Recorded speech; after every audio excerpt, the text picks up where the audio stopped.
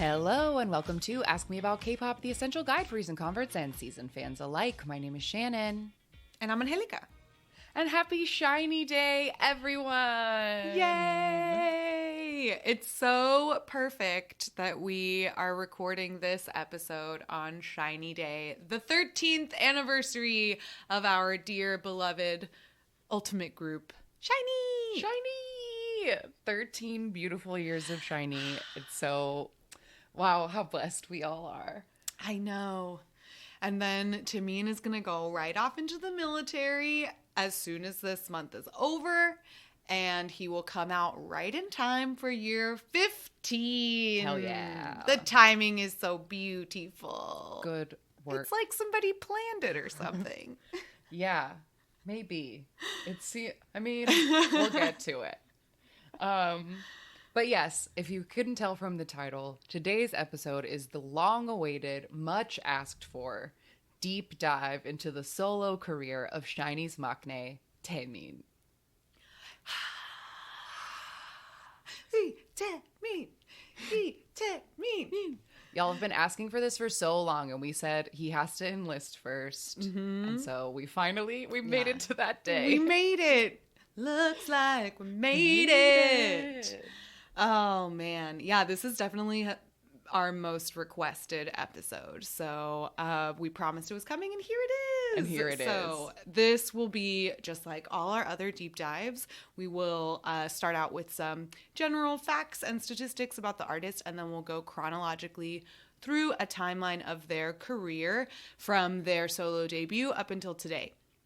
Because Taemin is part of SHINee as well, we've already done 2 separate deep dives on SHINee. So if you're new here and you have not heard those episodes, please go back. And that is where we'll cover all of his boy group agendas. But today is just about Taemin on his own, our only ace. Yes. I want to be your only ace.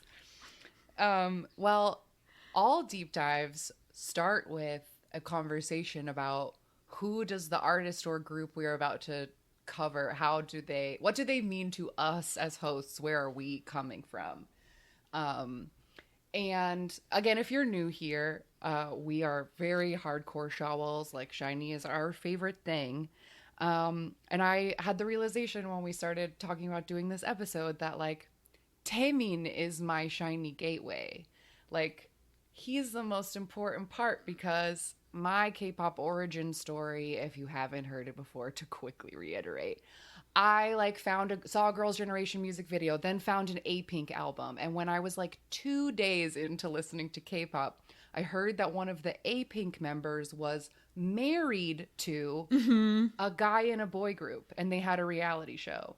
And I, not understanding anything, totally thought this was a Jessica Simpson and Nicholas Shea real situation, marriage, and that they were really married. So I immediately had to find this show.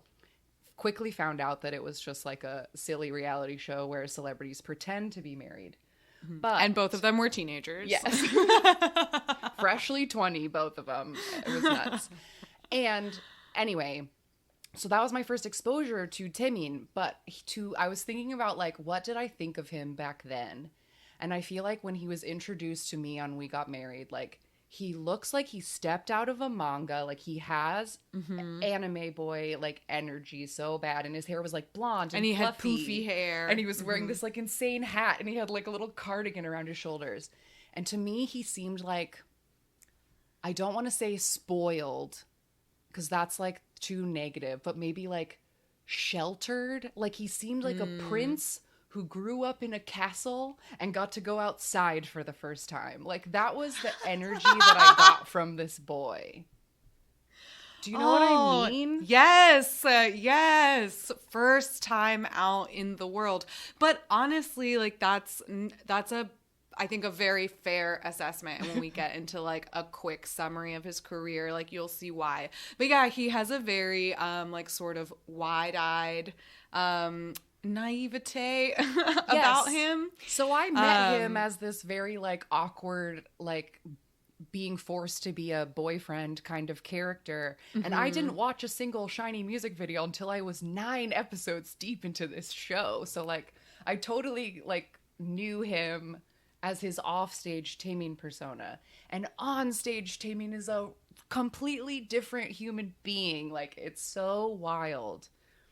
So anyway, because of Taemin, I saw SHINee for the first time, and then my heart grew 10 sizes like the Grinch, and I was changed forever.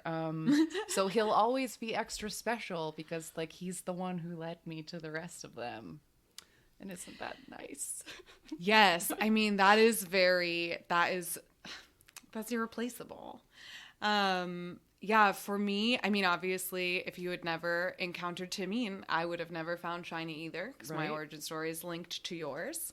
But Taemin is also interesting as like a member of SHINee for me, because his solo debut came out right around the time that I got into K-pop. Yeah. And so I was like right there ready, and I was like, "Ooh, I know him." And so I was able to follow that, and that was so fun. And I think his solo work, obviously we're going to talk about it, but very unique from his work in SHINee, and I love it so much. And like, I just like, his solo work is so important to me. I listen to it all the time, and I own all of it. Yeah, and so I don't know, it's just like I feel like I have a different relationship with like maknae SHINee and a different relationship with solo artist. Yeah. I mean, wait, I just said maknae SHINee. SHINee, maknae Taemin versus solo artist Taemin. Absolutely. To me, I feel like I have different relationships with them, because like meeting Taemin through the context of like SHINee, you always see him in the company of his members, and like that brings out a certain side of his personality that is not necessarily there when he's on his own. Like, he is a very serious artist, and I just love like seeing the like process of the work that he makes. It's so thoughtful, and it's just like really entrancing to watch. Yeah. I just think he's like such a phenomenon as a solo artist. So I'm so excited to do this episode, because obviously I hold both sides of Taemin very dear to my heart. When you were like, what does he mean to us? My first thought was like, everything. How could I even put that into words? The answer is everything. Well, let's try to put it into some words for the Let's people. do it. Let's dive in. And introduce them to our Taemini. So his birth name is Lee Taemin. It's not a stage name. That's the name his mama gave him. And he was born on July 18th in 1993 in Seoul, South Korea. And he is currently, as of this recording, 27 years old. His zodiac sign is a Cancer, and he was born in the year of the rooster, which is apparently known for producing pretty people. Yeah, I read that people born in the year of the rooster were usually very beautiful, and so they enjoyed to dress up. And I was like, Taemin does love to dress up, and he is beautiful. He is beautiful. His individual fandom name in the SHINee fandom is Taemints with a T, like mints. Like a mint. Yes. And he has his own official color, which is yellow. Yeah. That's also his color in SHINee, isn't it? I think so. Yes. I'm trying to think of that one, the SHINee world, where they're all like dressed wearing like their Powerpuff colors. Girls in their little I'm colors. pretty sure he's in yellow. I think he's yellow. Yeah. He has a lot of loving nicknames. Some of them are industry names that he's been given by like the Korean media, and some of them are just fandom nicknames. So he's known as the idol's idol because a lot of idols, when asked like why they wanted to become an idol, he is listed as an inspiration for many of them. And we mention them all the time. Yes. I love it when an idol shouts them out. If your faves debuted at any point in the last 12 years, they probably credit Taemin as an inspiration for them. 100%. Because of that, he's also known, and his solo debut, which we'll talk about in a moment, he is also known as either K-pop's ace or just the ace. Kind of depends on like which countries is reporting on that. He's known as Magic Hands, along with Kai from EXO. Both of them are known to have that sort of let's say, ditzy ability to lose or break whatever they are holding. Whatever they touch is going to disappear. So that's the magic or hands shatter. part. And we also call him Tem and Taemini. Of course, those are just like shortened versions of his name. Our sweet Chemino. Go ahead. Oh, yeah. I added this one in. I was watching We Got Married today while I worked because, again, I just wanted to go back. And remember. And he and all of them keep referring to him as Uri Papo Taemin, which means like our stupid little Our Taemin. dummy. Like, yeah. He's just very sweet. I don't know. He just is. Our sweet Taemin. He is, of course, the dancing machine. He is the main dancer of SHINee, and dance is a huge part of his artistic persona as well. And fairly recently, when SHINee came back with their Story of Light, our sweet Chemino dubbed him Baby Cheese. So now he's also known as our sweet Baby Cheese. So you will see the like cheese emoji used to represent Taemin a lot of the time. Yes. You can watch that in a SHINee's Back episode. They go shopping and Mino says, "Would you like this organic baby cheese for babies?" And they he buys it for him. And then when they get in the car, he's like, "Oh, he got his baby cheese." So then everyone just started calling him Baby Cheese, and he is a baby cheese. It's such a good nickname. It really is. It's so fitting, especially when he like smiles and he makes his does his so big. 6v6. Numbers of his career, he's got 4 studio albums, 6 EPs, 17 singles, and 17 music videos. So far, he has received 35 award nominations and 14 wins, including 2 Best Solo Artists from 2020, 3 Golden Discs, and 3 Mamas. Some more fun facts about Taemin that I tried to come up with today. He plays the piano very well, and he's been working it into his work in the past couple of years more.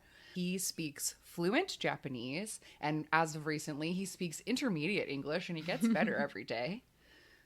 He has a new baby kitten. Her name is Kungi.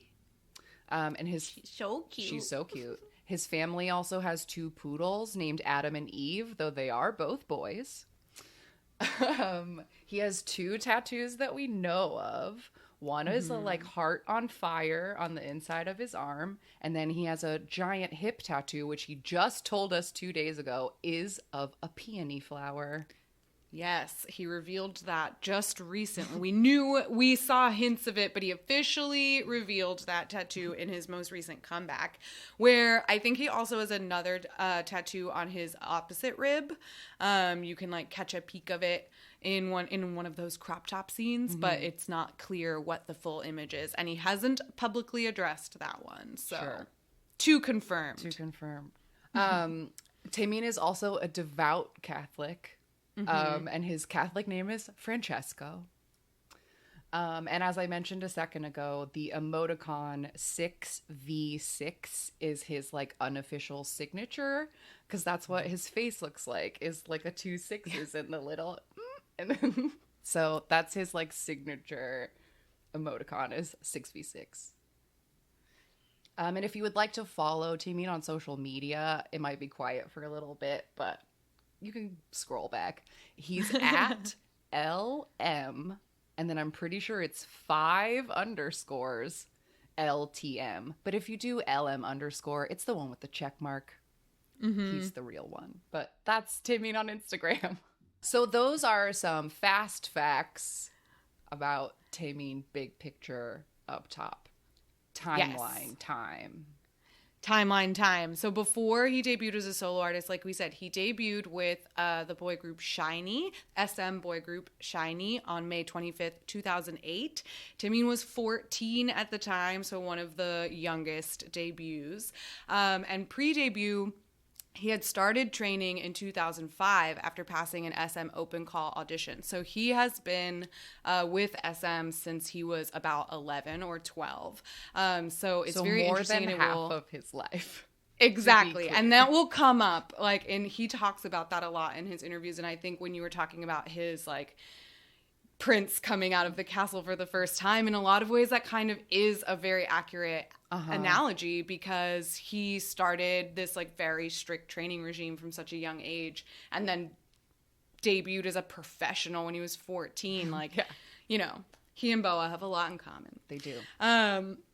Then he also has some other associated acts, things that he did on the side of SHINee, like through SM before debuting as a solo artist.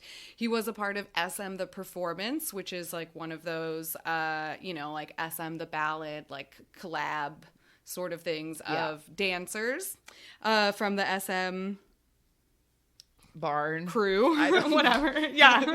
The stable that's full of SM boys. I don't know. The closet, I guess. I don't know. The like cupboard filled with people. He was also part of Unique Unit. We've talked about this little subunit before, because it technically is a co-ed subunit, although it was temporary. This was a collaboration from 2012 between SM and Hyundai. And it also had Super Junior's Eunhyuk, Girls' Generation's Hyo, Super Junior's Henry, and then EXO's Kai and Luhan. But that was a short-lived thing. And then, of course, most recently, he came out. He was a part of SuperM with the members of Those NCT and EXO as well. You know who they are. You know who they are. Honestly, I just like tripped over naming all of these other people. I was like, I don't think you know who's in this, right? I don't know. Most of you, I know. A percentage of you only know Taemin as a Super M member, so you know who the others are. Come on. Oh, that's true. Welcome anybody who only knows Taemin as a Super M. For sure. As a piece of Super M. What a fun treat you're about to go on. Yeah. Lucky you. So that was in 2012, that Unique Unit. And then the next year in 2013, he was, like you mentioned, a part of We Got Married. And then in 2014, August 18th, he made his solo debut with the EP Ace. And the lead single was called Danger.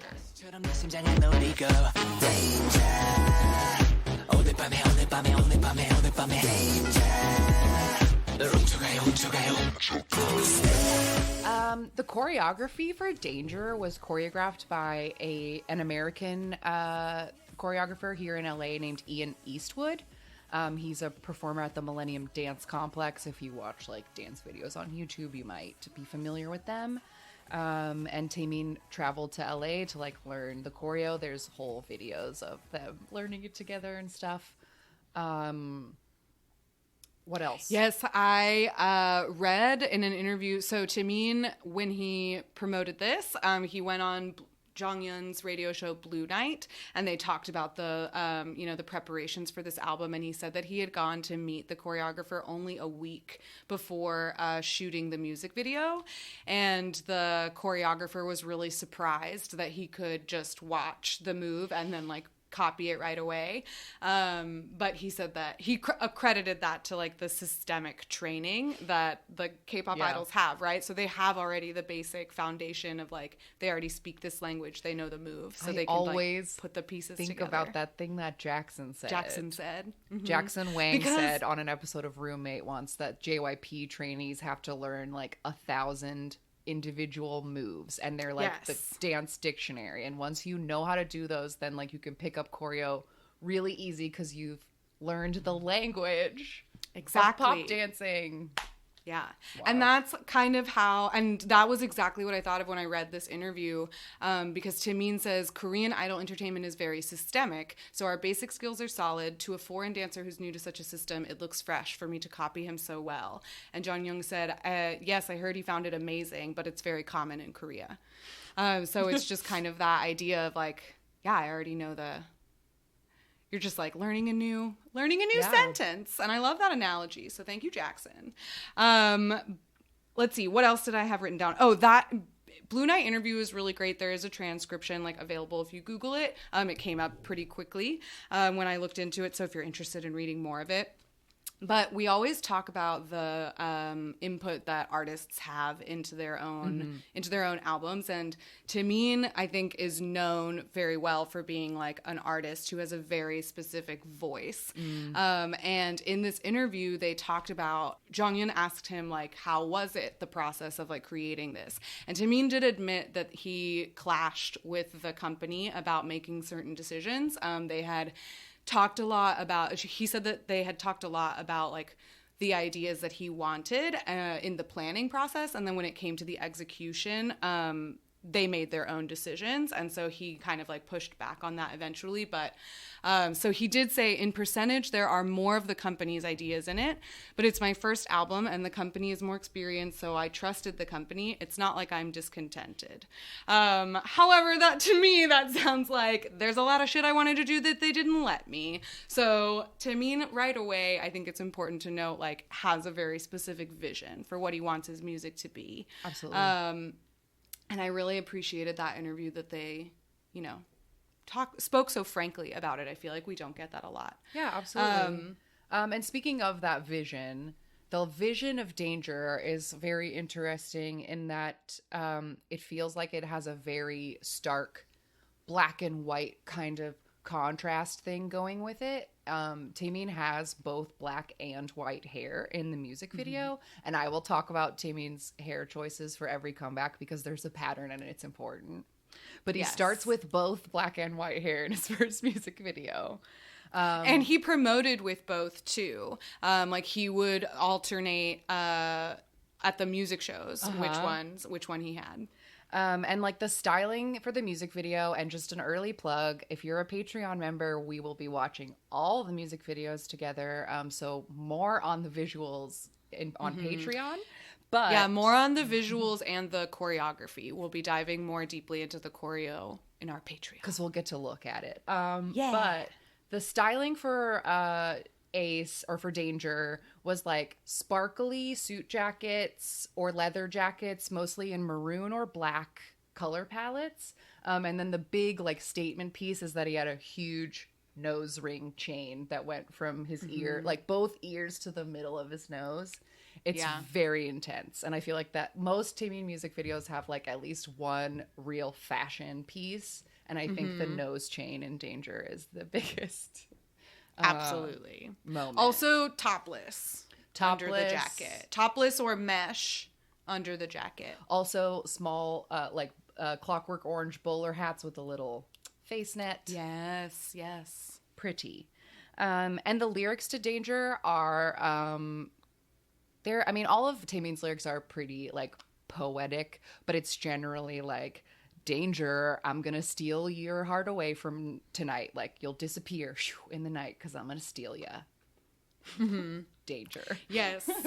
And I will say Taemin does not write most of his own songs. There are a few songs that I'll make note of it when he starts to get some credits on his album. But he has as he goes on, like a bigger say in what gets put into his albums and how it looks in the end.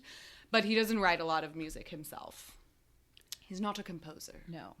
But this debut album has some good composing from his friends on it.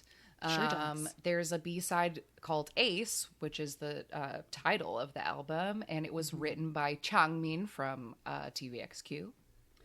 And then there's also a song called Pretty Boy that was written by Taemin's SHINee member Jonghyun, about him and how he is a pretty boy. And Kai from EXO is featured in that song. I say that he's so a featured loosely because he barely does anything, but it's fine. There are he's pretty just boy there to be stages. pretty. That's the they're point. both just there That's to be the pretty. point. Yeah. I stand by Pretty Boy. It's like good. the silliest song on that EP. The whole EP is great. Like The horns are great. The horns make you want to shake your ass, and I don't apologize for standing Pretty Boy. I think it's a fun fucking song. I don't think you should. I love it. In that Blue Night interview, some listeners asked, like, why didn't you ask any of the SHINee members to feature instead of Kai? And he said that he wanted to he didn't want to have any SHINee vocals on it because then he said it would sound like SHINee and it wouldn't sound like himself. So he was really happy to have Jong like behind the scenes and like putting his input in that way, but he didn't want to have any other SHINee voices to it. And Jong described it in a really nice way where he said that, like SHINee, of course, has its own very specific color. And as a 1/5 of SHINee, you will obviously already like bring that into your solo work. So it was good of you to not put more into the mix so that you could really like shine on your own. And I thought that was beautiful. That's very nice. It's a really great interview. Let's see, I have some awards.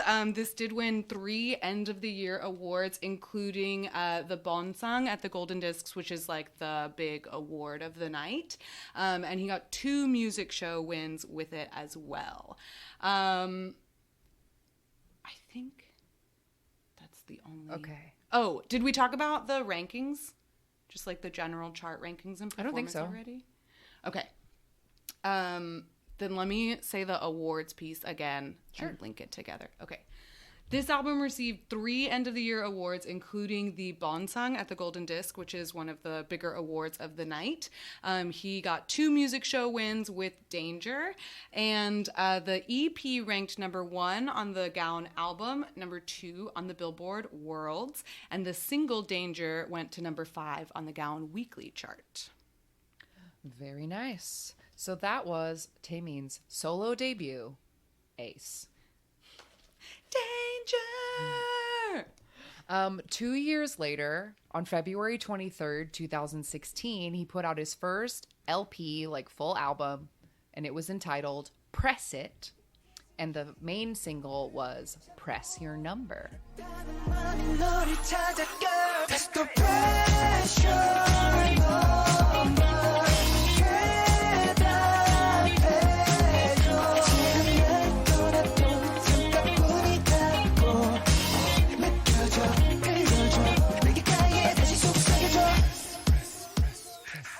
This song was produced by Bruno Mars, along with a lot of other people, but they put Bruno Mars's name really big on the poster.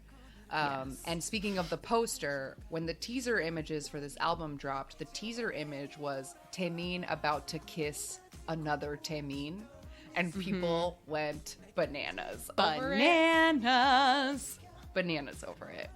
But Press Your Number is so Hair Journey at this point, he had blonde hair, and it was shorter and either worn in a bowl cut or like pushed back and tall. But the premise of the Press Your Number music video is that Taemin is like a criminal and he leads a gang and he has a gun and he robs a store and his friends all get arrested. And then there's flashes at the end where like maybe he got his girlfriend kidnapped and he's trying to forget that he did that. And like, he's bad. He's done bad things. So the styling is very like hoodies and jeans and like, I'm a criminal. Or he wore like fluffy pirate shirts and like fancy loafers. It was like a very dichotomy kind of. Yeah, the music video, he released the music video and he also did, I think, 2 different performance versions of it. And the like criminal side is like, yeah, he's like an LA street gang or something. And then he's also in this room that looks like it's Versailles or something. Like a it palace, has this like, a palace room, and he's wearing this like gorgeous, like princely, like crushed wine like suit that and this like fluffy shirt. And his bowl cut has weird bangs. Like I remember very specifically that the bangs have like a chunk, like geometric chunks cut out of them. So that was a choice. Yeah. But Press Your Number lyrically is like very, very sexy poetry about desperately wanting to call your ex because, ooh, there's something about her body, and you miss her body. And Taemin did write the lyrics to this song. So he actually talked about how, because of course he got asked by everybody, like, did you get to meet Bruno Mars? And he was like, no, of course not. But he talked about how he had to rewrite the lyrics to make it more appealing for a Korean audience. I don't know what exactly that means. But yes, he wrote those. He also has, he wrote Soldier, which is a B-side off of the album, and this album did feature another Jonghyun song, which is called Already. There was also a really great B-side on this album that I feel like was promoted just as much as Press Your Number. It felt like a double release to me, and that song is called Drip Drop.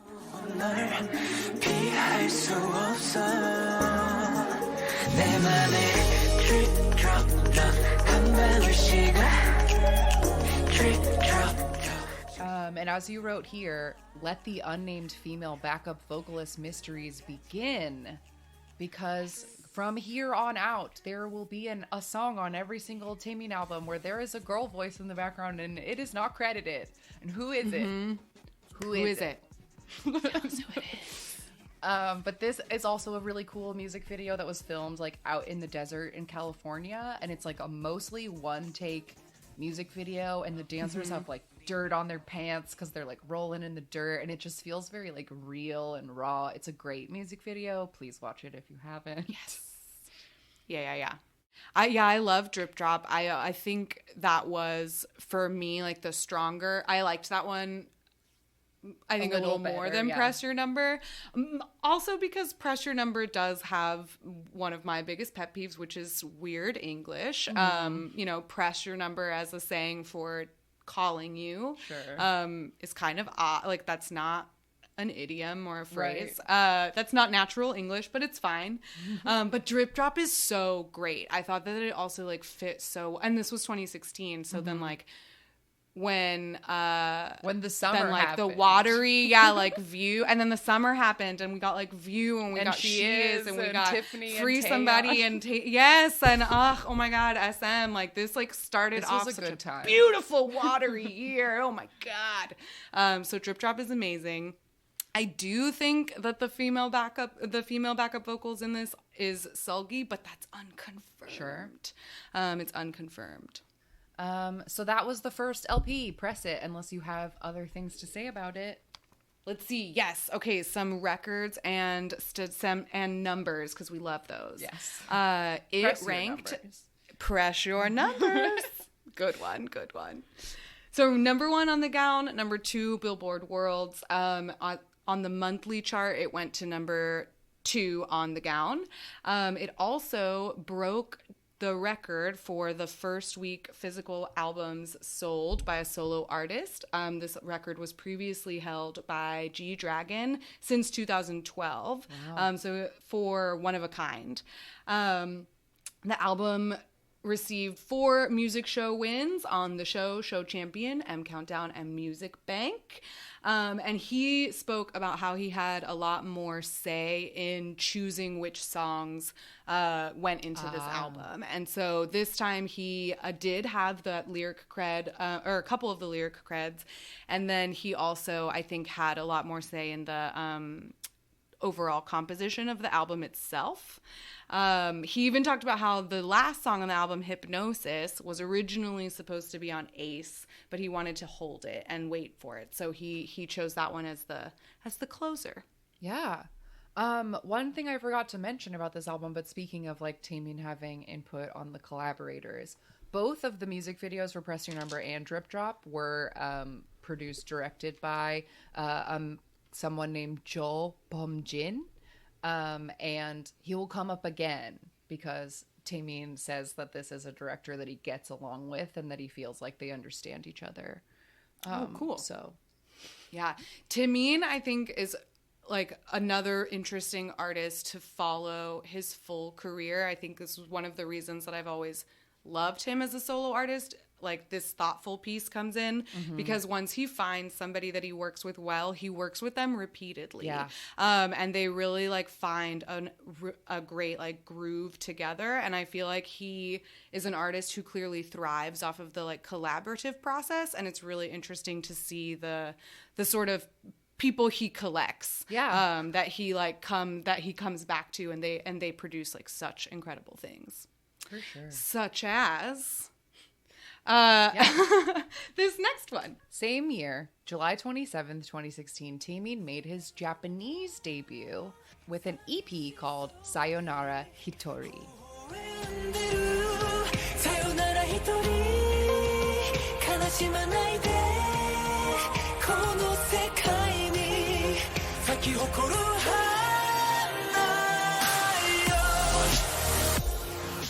And I'm playing the clip right now, and we don't often talk about Japanese comebacks in deep dives because it usually just clouds things. But I feel like in the case of Taemin, it's very important because he's huge in Japan. So this was his debut over there. Yes, and the title track is same as the EP, which translates to Solitary Goodbye. And so I think like similar to the way that we had to cover Boa's Japanese career, we have to cover Taemin's Japanese career because he is so popular. And I think it's worth noting also that especially at the beginning, I would say it's not really true anymore. Like his Japanese and Korean solo artist personas, I think at this point in his career, like 2021, have very well merged. Right. But at the beginning, they were very different. Like I was Sayonara so Hitori, alienated by this debut. I didn't know what to do with it. I remember just not knowing what to do with it. It's so Final Fantasy. It's like so over the top. And I love Taemin's drama. Like I love that about him. But this was it was in a direction that I didn't connect with. For sure. And it was choreographed by a dancer named Koharu Sugawara. We have mentioned her before, and she will come up later. So they worked together on this choreography, and then that same month, they also performed together on the first 2 episodes of a show called Hit the Stage. They were on like the premiere episodes of this show, and they won first place. Right. Because they're stinking amazing. The dance is like very incredible to watch, and we saw him do it live at the SuperM concert. I didn't see him do anything because I was hysterically sobbing on the floor. out. I saw nothing. Taemin was there, and I saw nothing. I was just crying. But I know that it happened. I watched a video of it today. I watched a video of the SuperM of his performance, and I was like, he was wearing a hat? Like, didn't see it. Was just crying. Didn't see it. It is an incredible dance to see. It's a lot of like arms and jumping, and he usually does it wearing something like a jacket that has a ton of ribbons on it because it's a lot of like spinning. But yes, so that is his Japanese debut, and it's a big deal. We'll come back to his Japanese career. Yeah. And aesthetically, his hair is white for this comeback. I check off a white hair. And in the music video, he's wearing a kimono with like black pants and a t-shirt. It's like kind of simple. But there's like a broken piano on a cliff in the middle of nowhere. And there's like a moon that's like way too big. So it just, in that Final Fantasy way, it just seems to take place nowhere. Yeah. And he's sad on this piano because the lyrics are like, don't be sad, my love. Like, we have to part, but at least flowers still grow in this world. Like, brother. It's so much.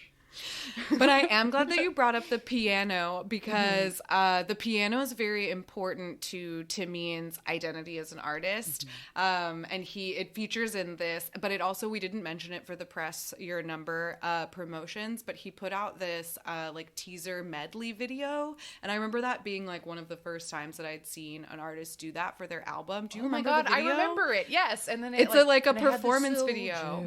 And the spotlight. And it's like one take, and he goes Yeah. and he like does like he like performs a medley Yeah. of it, and part of it is him playing the piano, and then at a certain point he like dances on the piano. But he recently, and it's gonna continue, so we'll just to note it's featuring The piano. and it's important. Yeah, the piano. It's important. All right, next thing on the timeline. July 1st and 2nd, 2017, Taemin had his first solo concert in Japan. It was titled Taemin the First Stage. And it took place at the Nippon Budokan. Nippon Budokan. And apparently the Beatles and Celine Dion have also played here, so big deal. Yeah. This is an arena that's in Tokyo. And of course, both stages were sold out for a total of more than 28,000 attendees for his first solo series. And that same month in July, he came out again with a second Japanese EP. So he took this year to kind of like focus on Japan for a little while. And so he put out his second Japanese EP, which was with the same titled track, Flame of Love.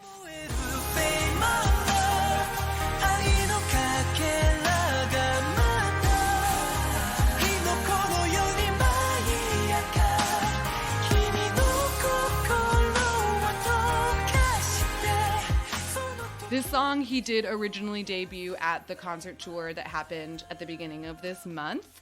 And yeah, it was just a little 5-track mini, sold 41,000 physical copies, and went to #1 on the Oricon chart. I also read that a Japanese visual artist and photographer named Mika Ninagawa shot the photo book for Flame of Love, and she's known for like ultra bright pictures of nature, of fish and flowers, like specifically.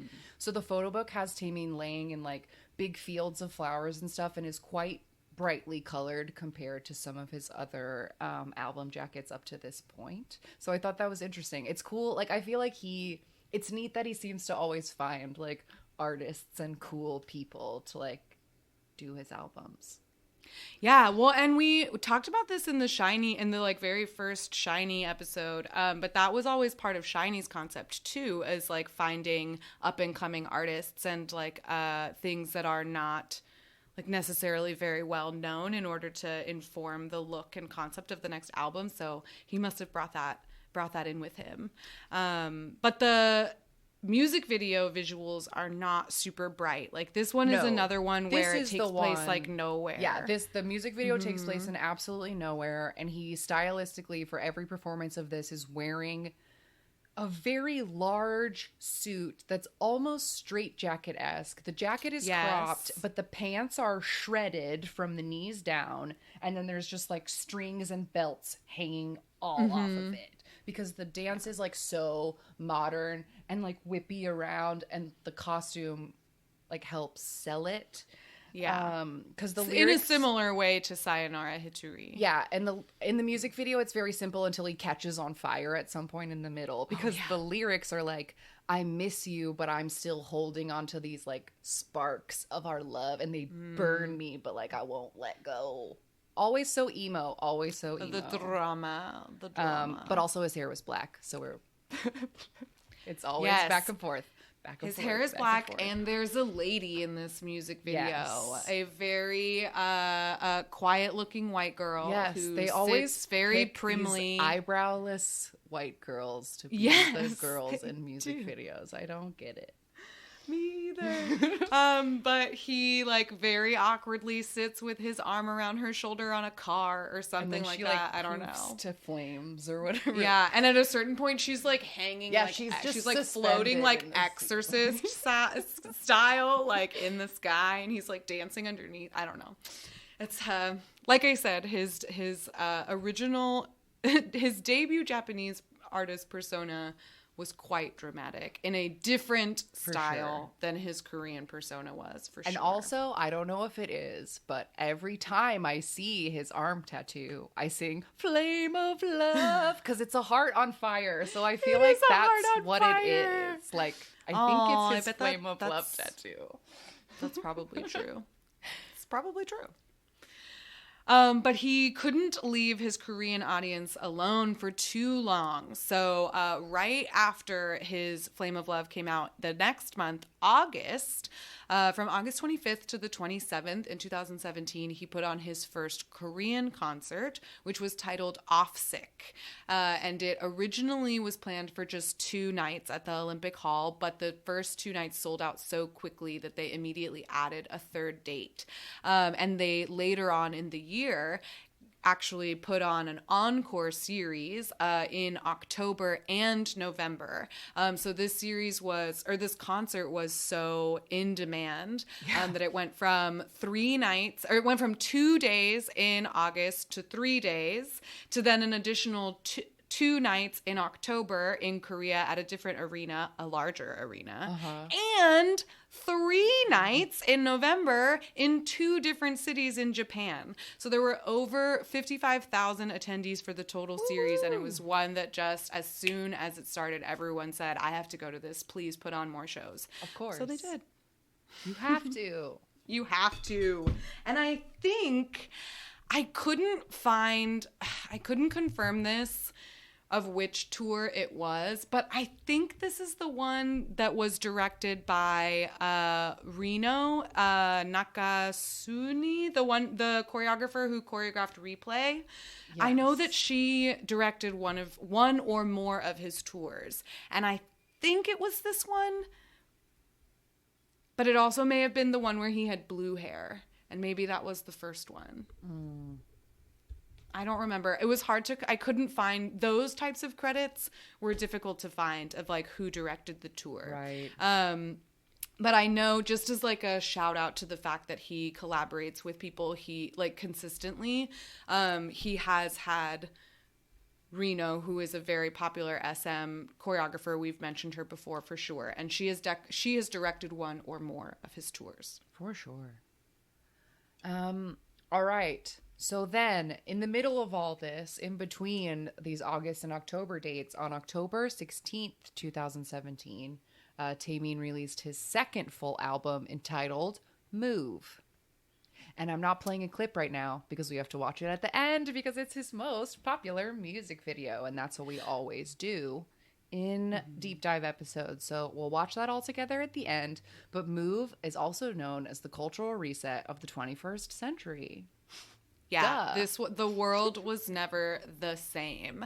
And this is definitely this is so far the defining moment of Taemin's career. I think you can definitely argue that, he's never made a flop, right? So you can definitely argue that all of his albums are like a very purposeful side of himself. But this was a fucking phenomenon. Like, this was when everybody started paying attention. This is when I believed he was a grown-up, finally. I feel like I believed that Taemin was a grown-up when he put this out.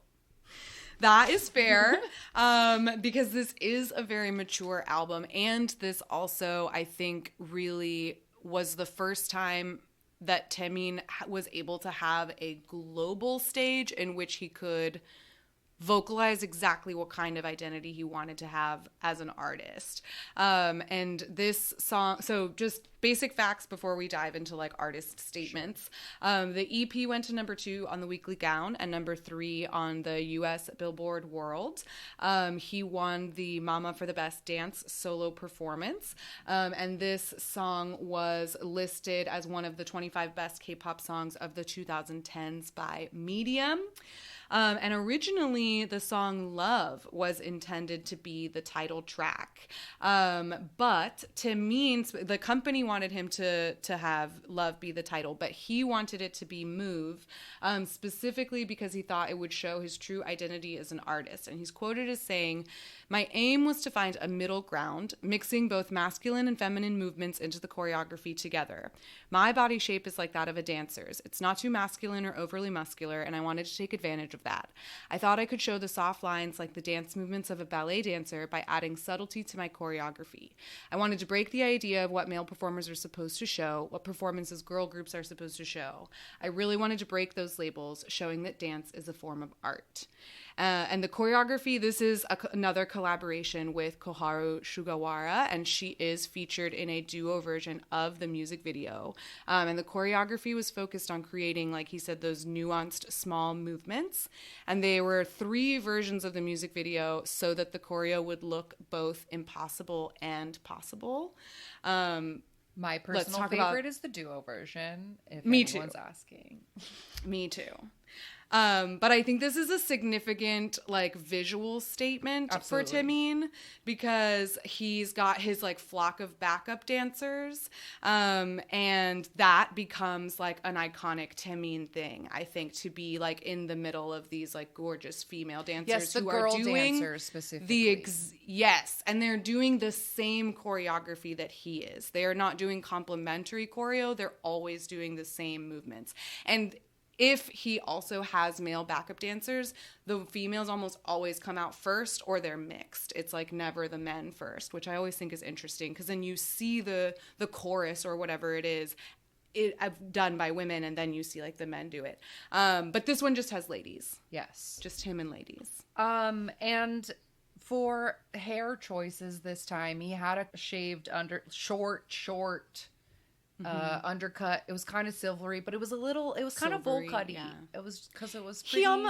That's like a He's a go-to bowl haircut cut for boy. him. He's a bowl cut boy. But then stylistically, he always was wearing tank tops for this comeback. Sometimes they were turtleneck tank tops, but always the tank top, which I think is fun because Taemin is a skinny, and he's always been the skinniest boy that's ever lived, and he's never not been skinny. But this comeback, he had some definition in his arms, and it was so exciting. He was still so skinny, but he had been doing some push-ups, it was clear.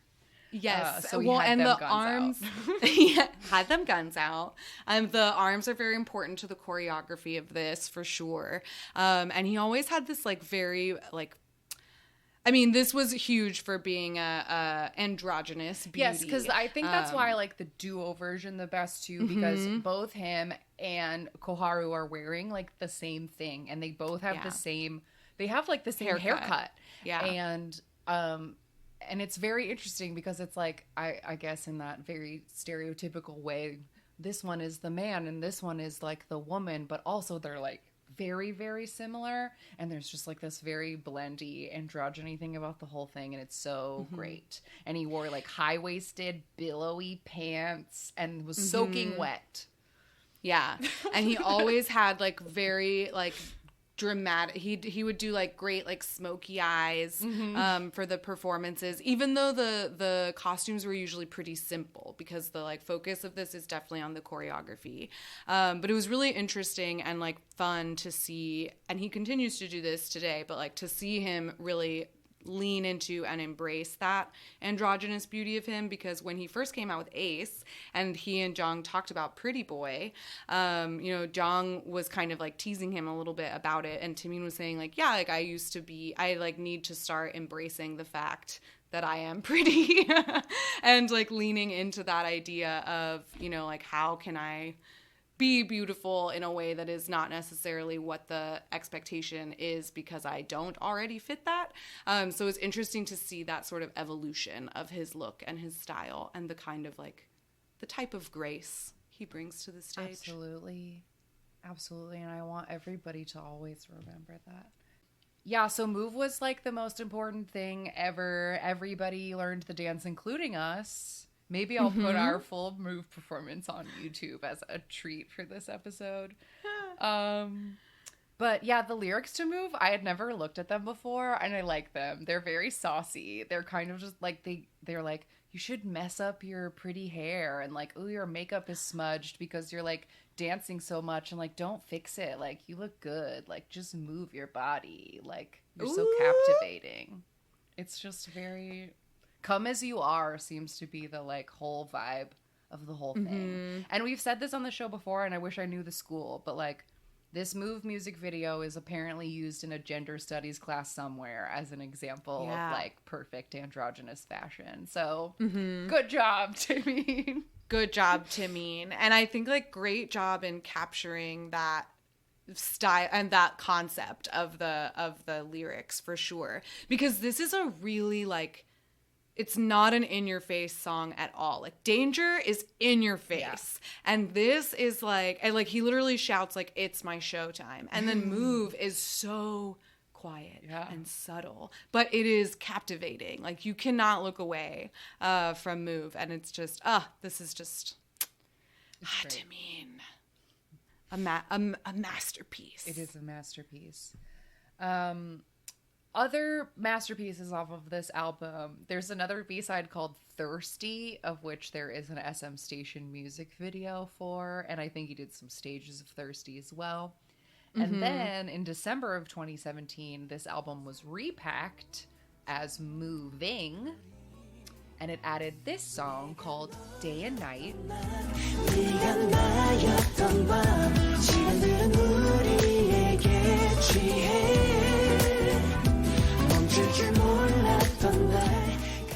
Which was written, music and lyrics, by Sweet Taemin. And I never knew that, and it touched my heart because this is a very sweet, it's just like a nice fucking song. Yeah, and it's beautiful. I love this song. It's such a beautiful song. It has like a really lovely guitar line in it, and the music video is just like him being pretty in like a forest or something. But yeah, I love that this is his, I think it's his one and only composer, like, full writing credit. Yeah, like full music and lyrics by Taemin, and it's so beautiful. So like, good job, Taemin. Like, it's great. It's a good one. Good job. All right, next thing on the timeline. From September 21st till November 26th, 2018, Taemin was on his first full Japanese tour, which was entitled Sirius, named after the brightest star. And Taemin said it was named that way so that I could make our time together the brightest moment. Aww. But I literally gasped at this statistic. There were 32 shows in this tour. By himself. Yeah. He did 32 shows by himself. 32 shows in 17 cities with more than 141,000 attendees. That is a monstrous tour. Monstrous. It's truly amazing. And like, not to like, this is taking nothing away from Taemin because he is wonderful. But it is so interesting to see, looking at like other SM artists, or even in the BoA episode and like counting BoA tours or whatever, like SM loves Taemin. So that's very nice, at least, to know that, like, I wish that everyone got the treatment that Taemin does, but I think it's great that he got to have a 32 show solo concert, because that's great. Yes, but you're right. You're right. I mean, that is a flaw of SM for sure. Like, you definitely see the inequity, that, of promotions that their artists get. And Taemin is 100%. I mean, he is the ace in their deck, favorite. And they invest heavily in him for sure. While this tour was happening, he put out his first full Japanese studio album, which was self-titled, Taemin, and the lead single was Under My Skin.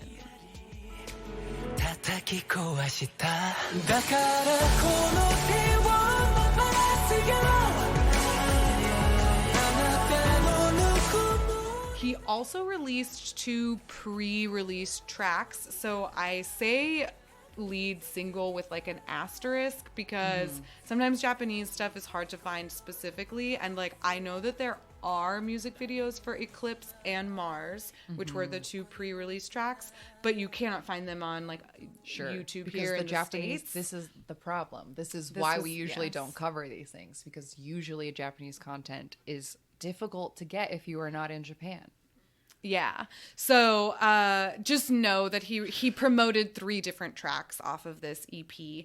And it also included Japanese versions of his previous solo releases. And it happened and was announced during the series tour. Yes. And that series tour, as of this recording, is uploaded on YouTube in okay quality, and you can buy it on DVD, obviously. But I watched some of it today. And yeah, I love it. I think it's great that the Taemin solo shows truly do have all of the like grandeur and spectacle and VCRs of a full SHINee world tour, like, but just for him. And it's really neat. Yeah, it is crazy. But I mean, he also has like, even at this point in 2018, he has a pretty big discography already. So like, there's certainly no shortage of content to fill those 32 shows. That is for sure. That's true. But yeah, the styling for Under My Skin, he's basically in the music video, he's wearing like a giant like monk robe. It's just like drowning in fabric, and he's in an endless desert, and then there's just like cubes and pyramids and things around. It's just like very, I feel like I have something about all of his Japanese music videos, they take place nowhere. They all just take place in an expansive nothingness, and maybe that's because what's hard to connect to, where I'm just like, I don't know what this is, you're just in nothing. Yeah, that is true. That is true. Like maybe this, up until this point, his like artistic self was like just, I don't know, like this fantasy creature that like doesn't exist in our reality or in any like tangible reality. Yeah. I don't know. But that was Under My Skin, his first Japanese full album. Next up on the timeline, on February 11th, 2019, he released his second Korean mini album, which is entitled Want, and the single had the same name.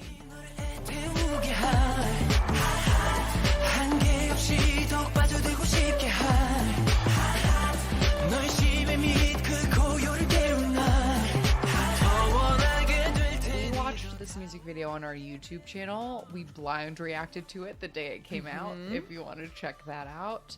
But this one was also choreographed by Kaharu Sugawara. Like we said, Taemin gets his people and he holds them. Sure does. And for Want, he's got sandy blonde hair, but it's very long on top. It's like an undercut, but it's quite long. So in the video, it's worn in a lot of different ways. The styling for Want is very interesting because he mostly just wore like white t-shirts and like jeans, or crazy suits that only had one arm.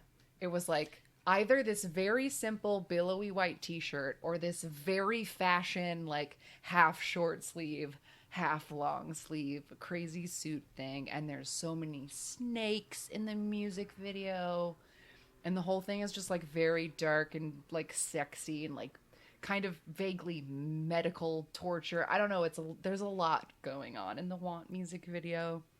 But the lyrics are like, you will be a prisoner to my heat, so fall for me as I burn you up slowly. Ooh, Taemin. Yeah, I feel like this album as a follow-up to Move fits beautifully in the like evolution of his artistry for sure. And it also establishes what I think you and I have called like the Taemin beat. Yes. Like that sort of like dark, sexy, like boom, yeah, and he also, it's even in his the promoted B-side, which was Artistic Groove, which had like that I think is like, I feel like Artistic Groove to me feels like a direct sequel to Move, whereas Want, as the title, is not necessarily like a direct line or parallel to it. Yeah, I totally get what you mean. But I love them. But I mean, Want is great. I love Artistic Groove as well. They're just like so, like all of Taemin's work, very captivating to watch. Absolutely. And I think he had a very like specific trajectory in these two albums. The EP went to #1 on the Weekly Gown chart and #4 on the US Billboard World. It also charted in France, the UK, and Japan. He had 2 music show wins for Want on Show Champion and Music Bank as well. Very nice. Yeah, so I have I'll talk about B-sides from Want later, but that's a great little EP from Sure 2019. is. And then in March of 2019, on the 15th, 16th, and 17th, he had his second solo Korean concert, which was titled T1001101, which I assume in binary spells something. Maybe Something. Taemin. I don't know. I'm gonna look it up. Look it right up. now. But this took place at the Olympic Handball Gymnasium. And like the previous tour, a Japanese leg was announced later. That happened at the end of 2019. And 57,000 people total came to this concert series. I don't know what it means. No idea. I can't find out. That's okay. And then this was confusing because it's like all happening at the same time. So like March, he did that. And then in June through August, he was on his second Japanese tour, which was called the Taemin Arena Tour 2019. Tilde XTM. Tilde. I don't know. But this was 17 shows again in 6 cities with over 184,000 people in attendance. And then I guess after that was over, they then added some T1001 shows in Japan as well. So like he was pretty much on tour from March to December of 2019. Yeah, very, very busy. And again, during the middle of that tour, Right. He put out an album, a third Japanese EP on August 4th, 2019, with the same title track, Famous.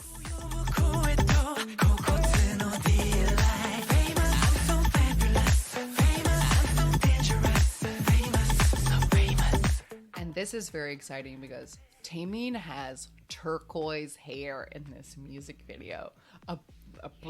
He's broken the pattern of black and white, and he has turquoise hair, so it's very worth noting. But this song was choreographed by a different choreographer this time. This person's name is Chikara Rikimaru. Chikara Rikimaru. And they choreographed Famous, which has lyrics that are like, I'm so famous, I'm so fabulous, I don't even need schemes to make you mine because I'm famous. Like, that's it. I'm so fabulous. So famous. I love the choreo to this. The like create like his hands stay still and his knees just like cut in and out of the rhythm, and then like the little like wiggly. Yes. I don't know. It's just great. It's just great. I love this. And I also would argue that this is the first, well, this is the most recent Japanese release he's done. So like to date, I feel like we'll see what happens, whatever he does as a Japanese follow-up, but this persona aligns with Want. It feels and like Move. a way better merging. Yeah, compared to the other 100%. things. I feel like because like the styling of the music video is similar to Want in that like he's wearing like suits and like sort of like military Leather style jackets, things, right? And like, yeah, it's like suits, leather jackets, and again the white tee, the nice white tee tucked into like a black skinny jean. Yeah. And it's the first one that doesn't, it's a box video. So it takes place like on a set, but not in this like, but it doesn't take place in this like nether In an region. endless nowhere, yes. Yes.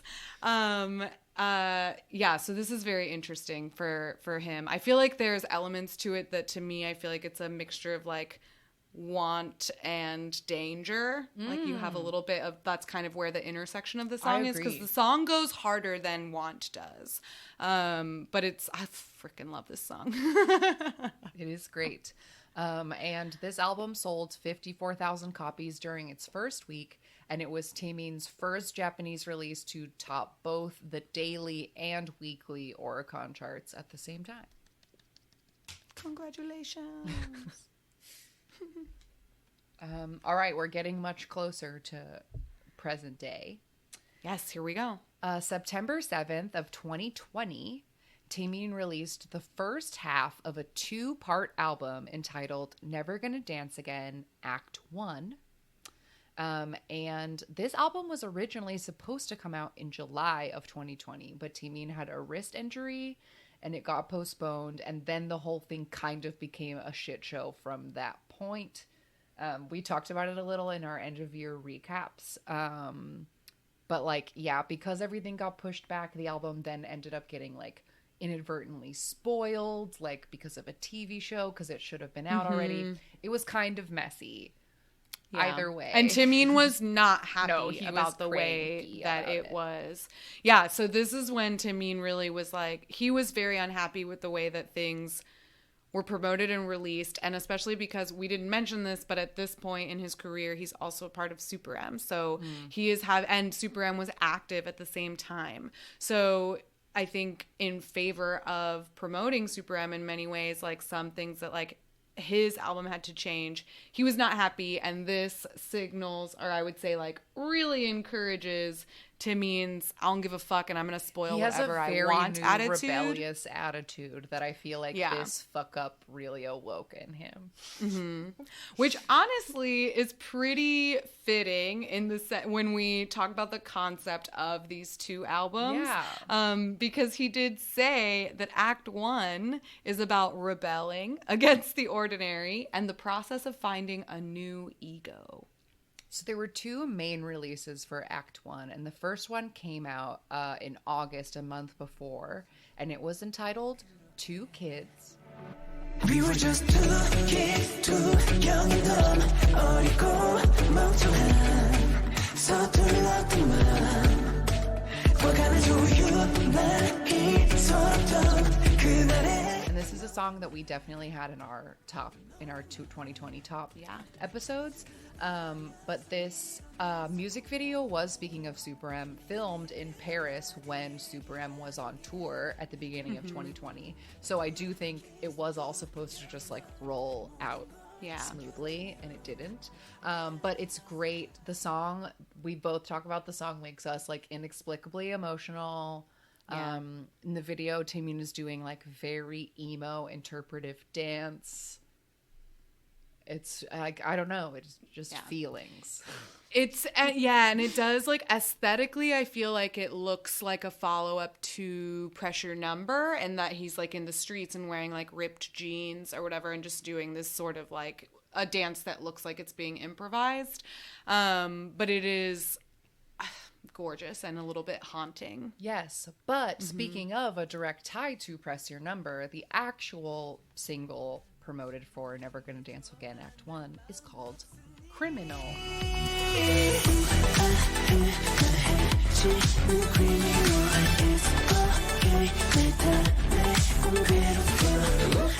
This one was choreographed by Casper, who is an SM choreographer who we talked about on the show a lot. And again, Kuharu Sugawara and Taemin, as his little gang, they got together to make new choreo.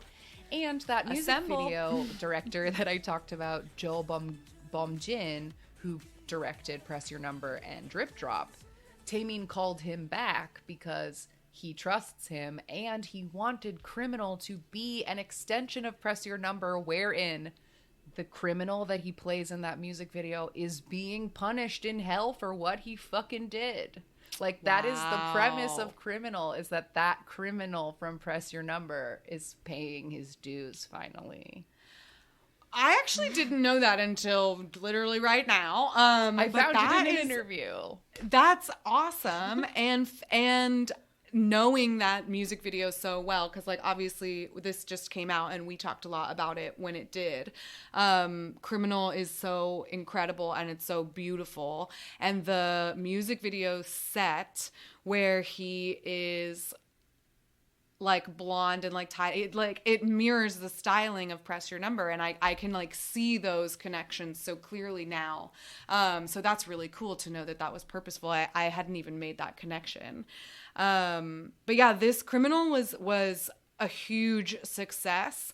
This one went to #1 on the Weekly Gown chart. Part 1 went to #1. And Criminal was actually named one of the top songs of 2020 by 8 different publications in 3 different countries. So this was huge. Yes. And like you said, Taemin was blonde for this one, so we back to our blonde hair. It was a little shaggy. And the fashion statement in this music video was eye patches. Yes. Eye patches of all kinds. Lots of gloves. Lots of leather. just like general, a little BDSM-y because of the tying up and the leather and the. And in the stages, very like sort of religious demonic iconography, I would say. Like definitely very what am I thinking of? Like it definitely made a lot of allusions to a fall from grace, right? Yes. Or like a fallen angel. And the lyrics are, I think you could categorize them as like kind of kinky BDSM-y, because he's like, you elegant criminal, you soothe and destroy me. Like it's all about like every minute in your presence is pain and I want more of it, is like the whole thing. Destroy me. He says that destroy so me many more. times. He says, destroy me more. Except he says it in Korean. I love Criminal so much. It's so good. Go ahead. Ready to go for the? Are we Sure, ready let's to move go on to the next Okay, one. cool. Like we said, this was a 2-part album. So the second half of this third studio album, Never Gonna Dance Again, Act 2, came out on November 9th, 2020, with the title song Idea.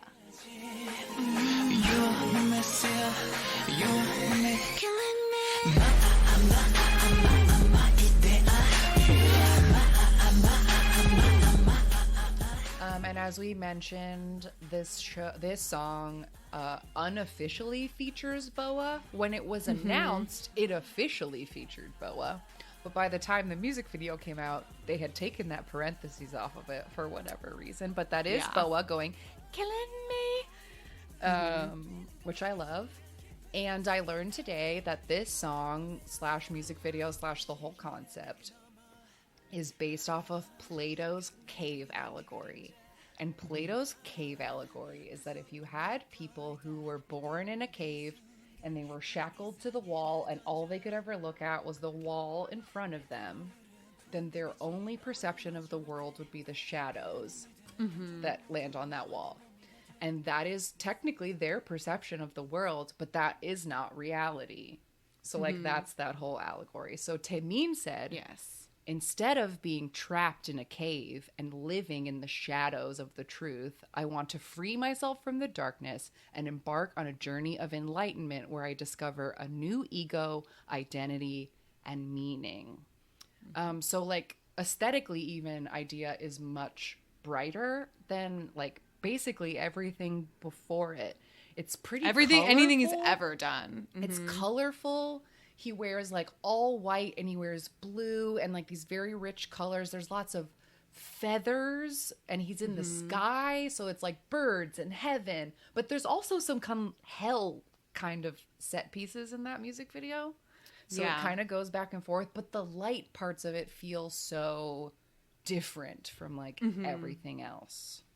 Yes, it very much matches because that Plato's allegory is all about like, you know, a philosopher is like leaving the cave to then like search for enlightenment and see the, you know, the things casting the shadows. So it's definitely like the aesthetics of the album and the photo shoots like are literally night and day for Criminal and Idea.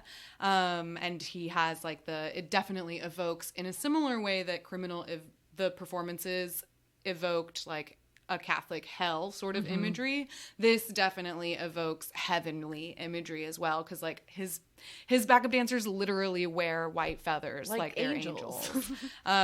So when this first came out, we talked a little bit about the song itself, Idea, because it's interesting when you listen to it. He has like a very specific way of pronouncing idea. And we talked a little bit about it, that this is like unconfirmed, I suppose, because I didn't see anything where Taemin like recently said this, but there's I think it was a Blue Night interview where he and Jong were talking about like song ideas that they had. And Jong had talked about writing a song and playing with the pronunciation of idea to play with the idea of like my dear.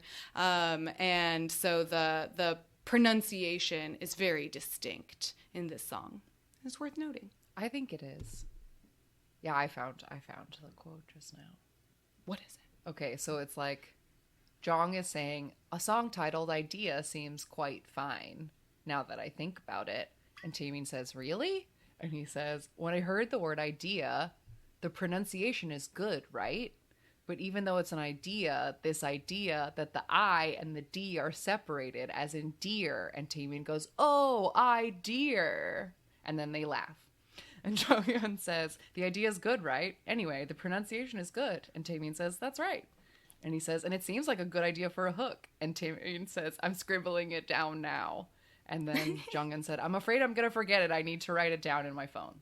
And that was the conversation. So I love that. there you go. And I also love that, like, Shawls have this, like, perfect memory that they can, like, pull these random ass moments out and make these beautiful connections.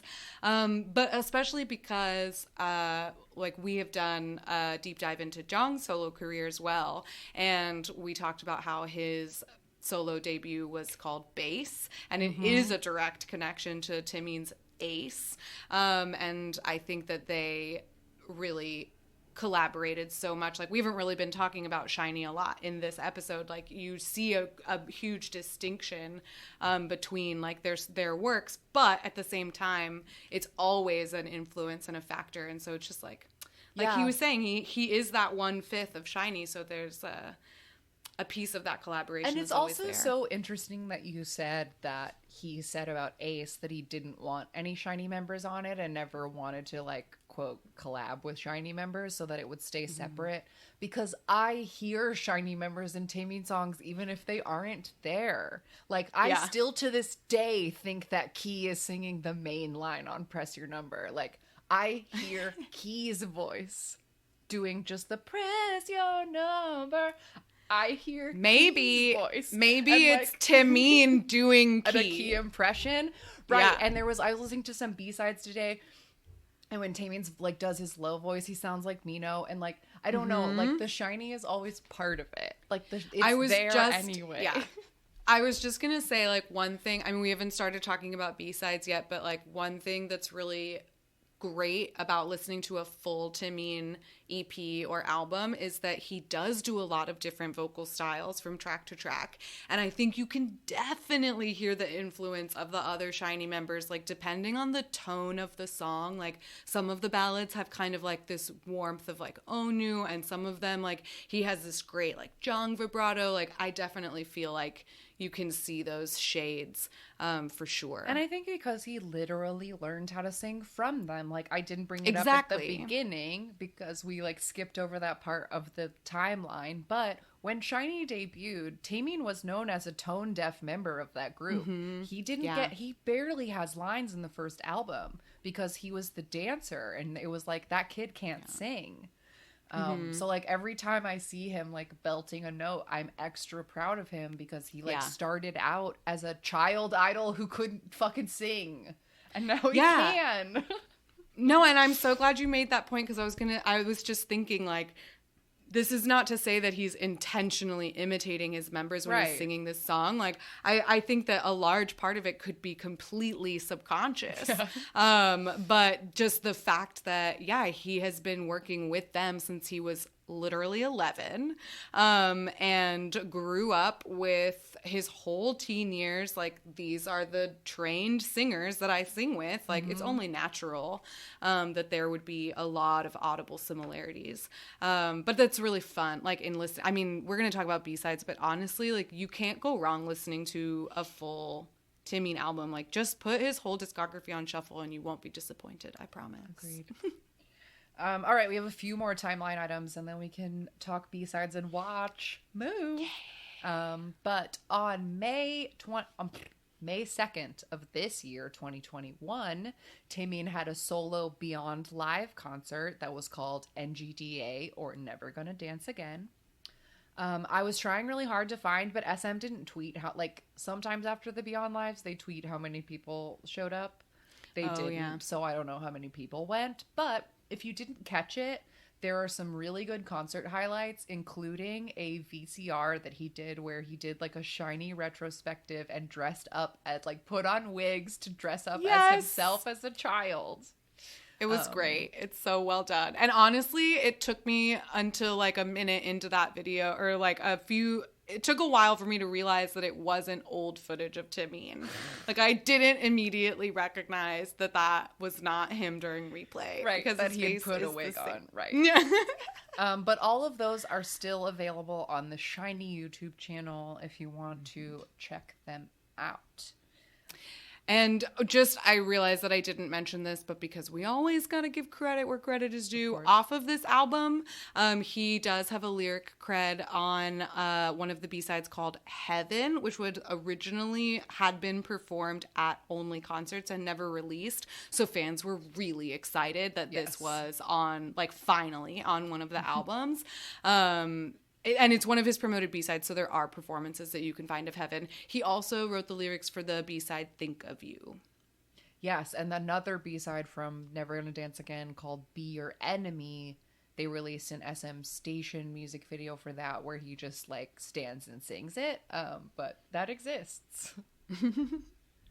And then that brings us to the very most recent thing, which was but a week ago. On May 18th of 2021, he released his third mini album, which is entitled Advice.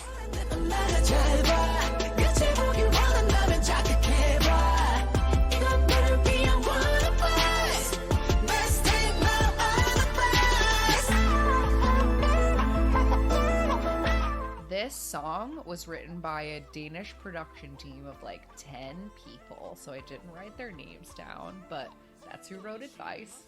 And I couldn't find any sales information about it. It's probably too early. Yeah, I couldn't find anything about that either. But he has talked a little bit about how this is the shortest amount of time he's ever had in order to put together an album or a comeback of any kind. And he's done like a few different V-Lives in promotion of it.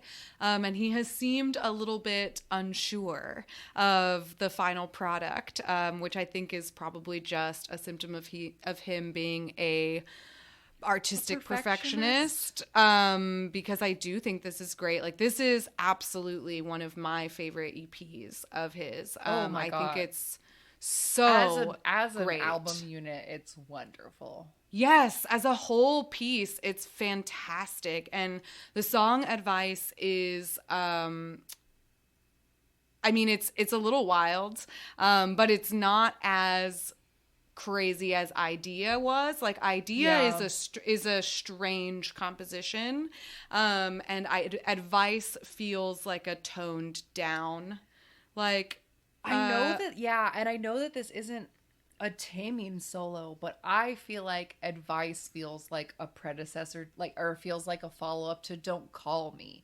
It's in the vibe of Don't Call Me, yes, which is SHINee's most recent full comeback, which it was a different definitely SHINee fits sound, in that world, and it like it feels like a continuation of that kind of thing, like the way that he's like, never get the keys to my lock, like that's the same, like, sick of all your trash. Like, they're starting to do like a thing.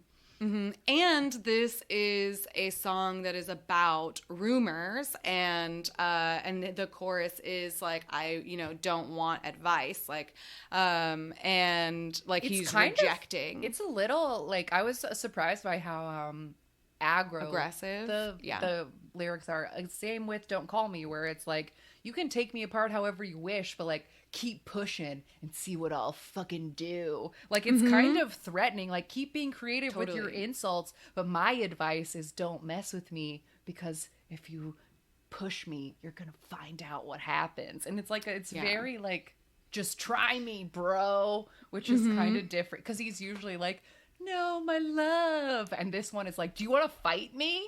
Which is this is for sure. Like, his other releases have been either like this sensual seduction, this like soft seduction, or like his initial debut was very, like showboaty, like and he's done that again in like Famous. Or he does this like artistic like introspection with like Criminal and Idea. And then Advice is, it's like somebody who's at the end of their rope. Like, they don't have patience for your shit anymore. And Yeah, it's a very interesting. I love it. It's such a like interesting sound. And the key point in the choreography, because it is a lot about like rumors and like speaking, just like talking bullshit. And so there's like this great part in the chorus, which has like a very specific hand choreo that mimics the look of like a mouth moving. And it's so cool. The choreography you have to see it. You have to see it. And I also thought, I don't know if this is a stretch, but I thought today while watching all of this stuff that I feel like there is a kind of nice cyclical loop aesthetically from Advice all the way back to Danger.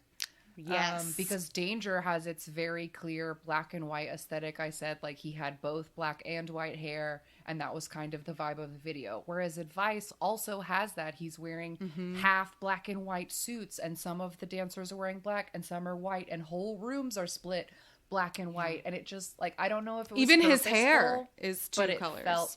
But it felt like it was coming. Like, this is his last thing he's going to make for a while, and so it almost felt like he was trying to close a bit of a loop on this era of Taemin. Yeah. I don't know. No, I think that's a super valid theory, especially when you think about like the other like fashion choices from this music video, because there's a piece where he has like like when he's wearing the white crop top with the like Supreme Supreme bands on it. It looks like the eye makeup is very dramatic, and it looks kind of like he's been like crying. And so like I feel like he did super smoky eyes in Danger. He also wore a lot of like fishnet in Danger, which he has not like after Danger he never really worked fishnet into his look.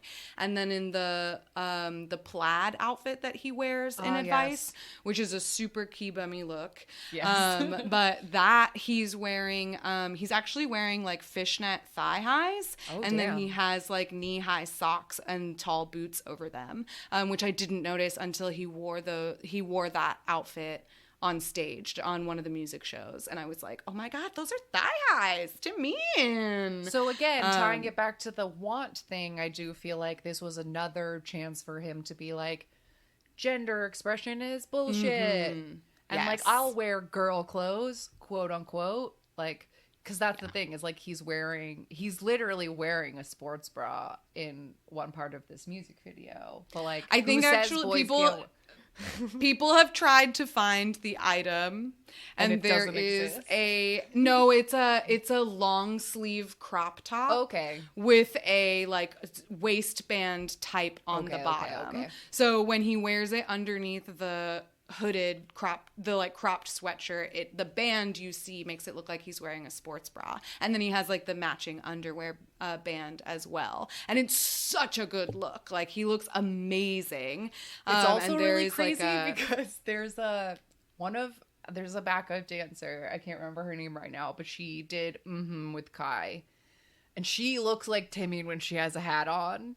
And like, so in that scene, I was like, oh my god, he looks exactly like that girl dancer who looks exactly like him. Like, it was because he also has long hair in this. He has his like shoulder length extensions in, which are two-toned. So I think like, I love that you've been tracking the black and white like motif. Yes, so this time he has the black and white, and the bottom is kind of that bluey turquoise, which is again the only other color he's ever done in solo work. It all mixes.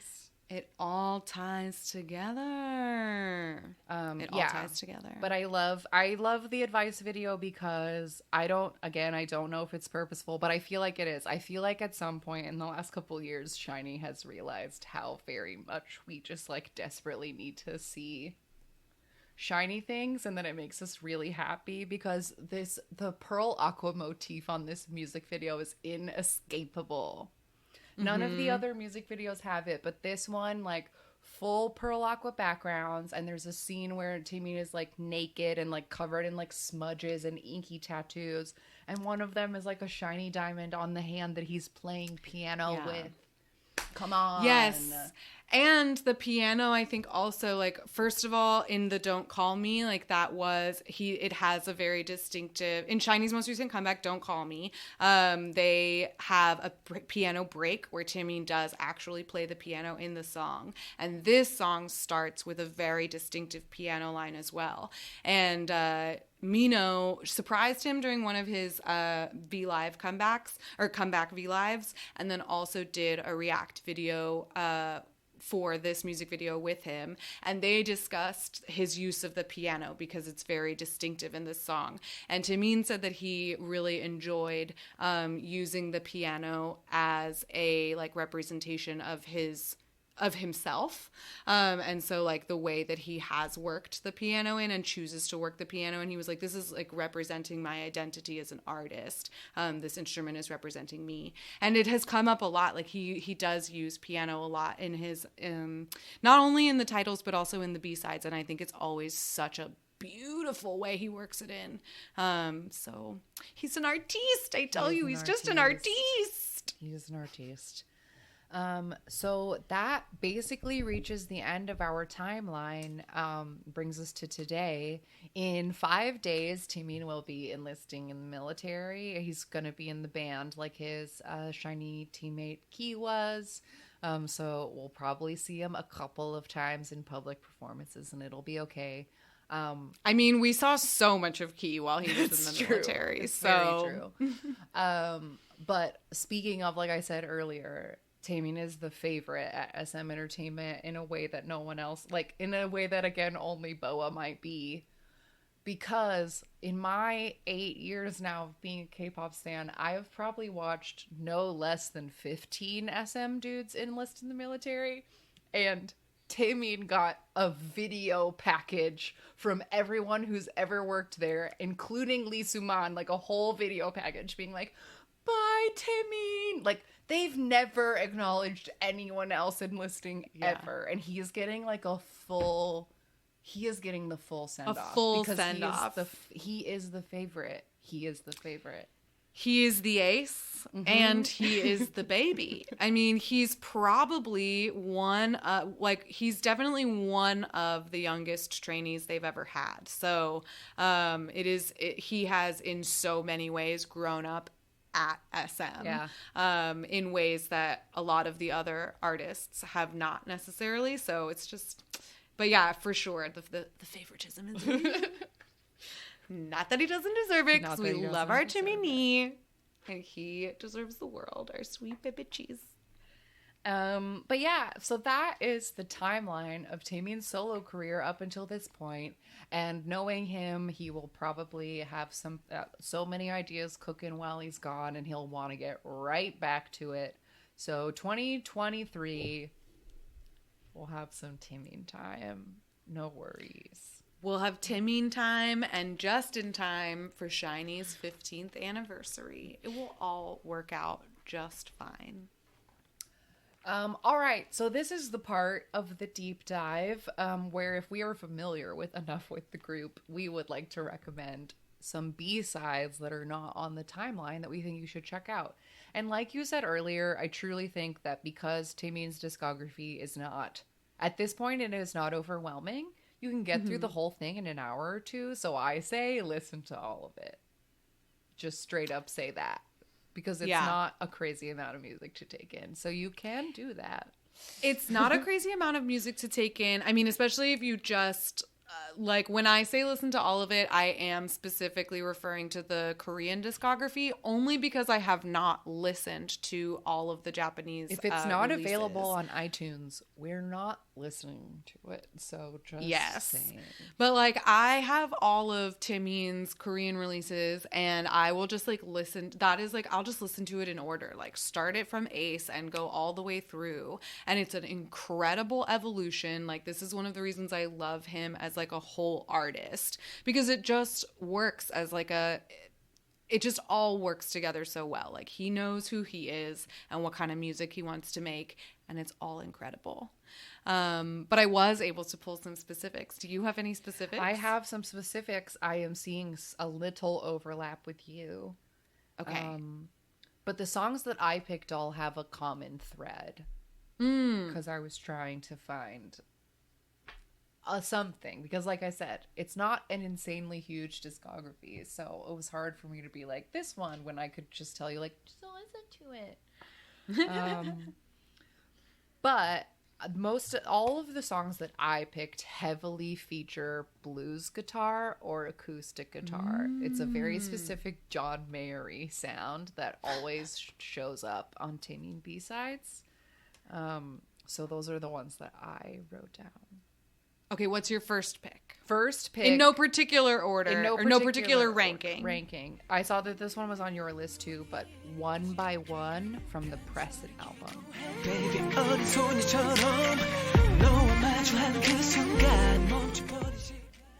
Excellent. Because it has really good blues guitar in it.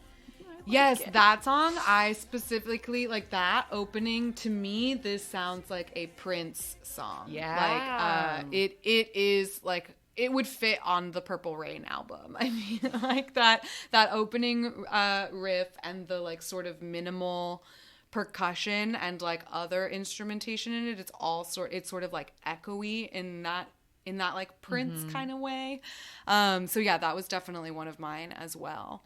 My first one, only in chronological order, is from his first EP, Ace. It was the song Wicked.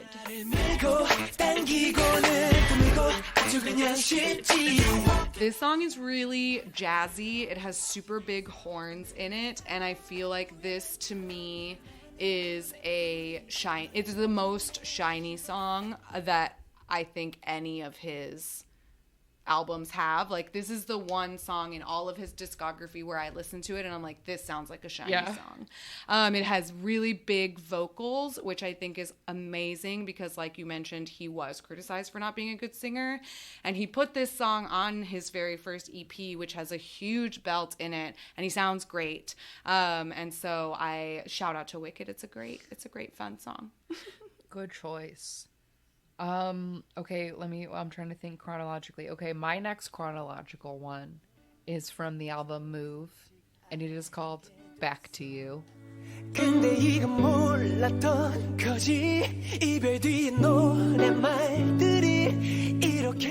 Again, to hear that heavily featured guitar, this is what I want.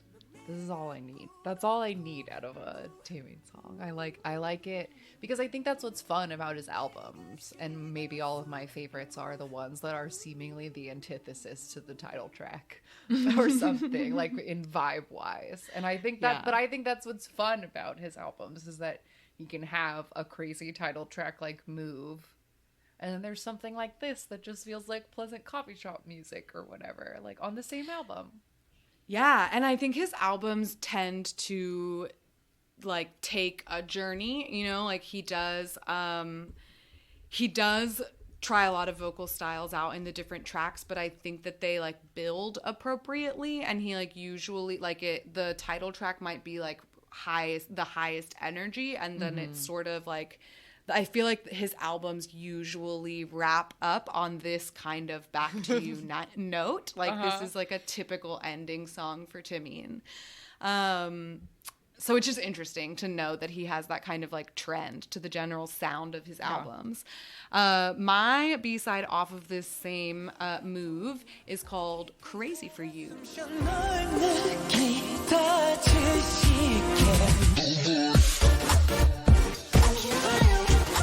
I just think this song is great. Like, I mean, I love Taemin's like weirder song. Like, on every single album, he has one that is just like fucking weird, and they're usually my favorite ones. But this song is just like, it's dark and it's like sensual, but it's like soft and interesting, and it just has a really unique sound to it. And I think like this song is, I don't know, it's just special.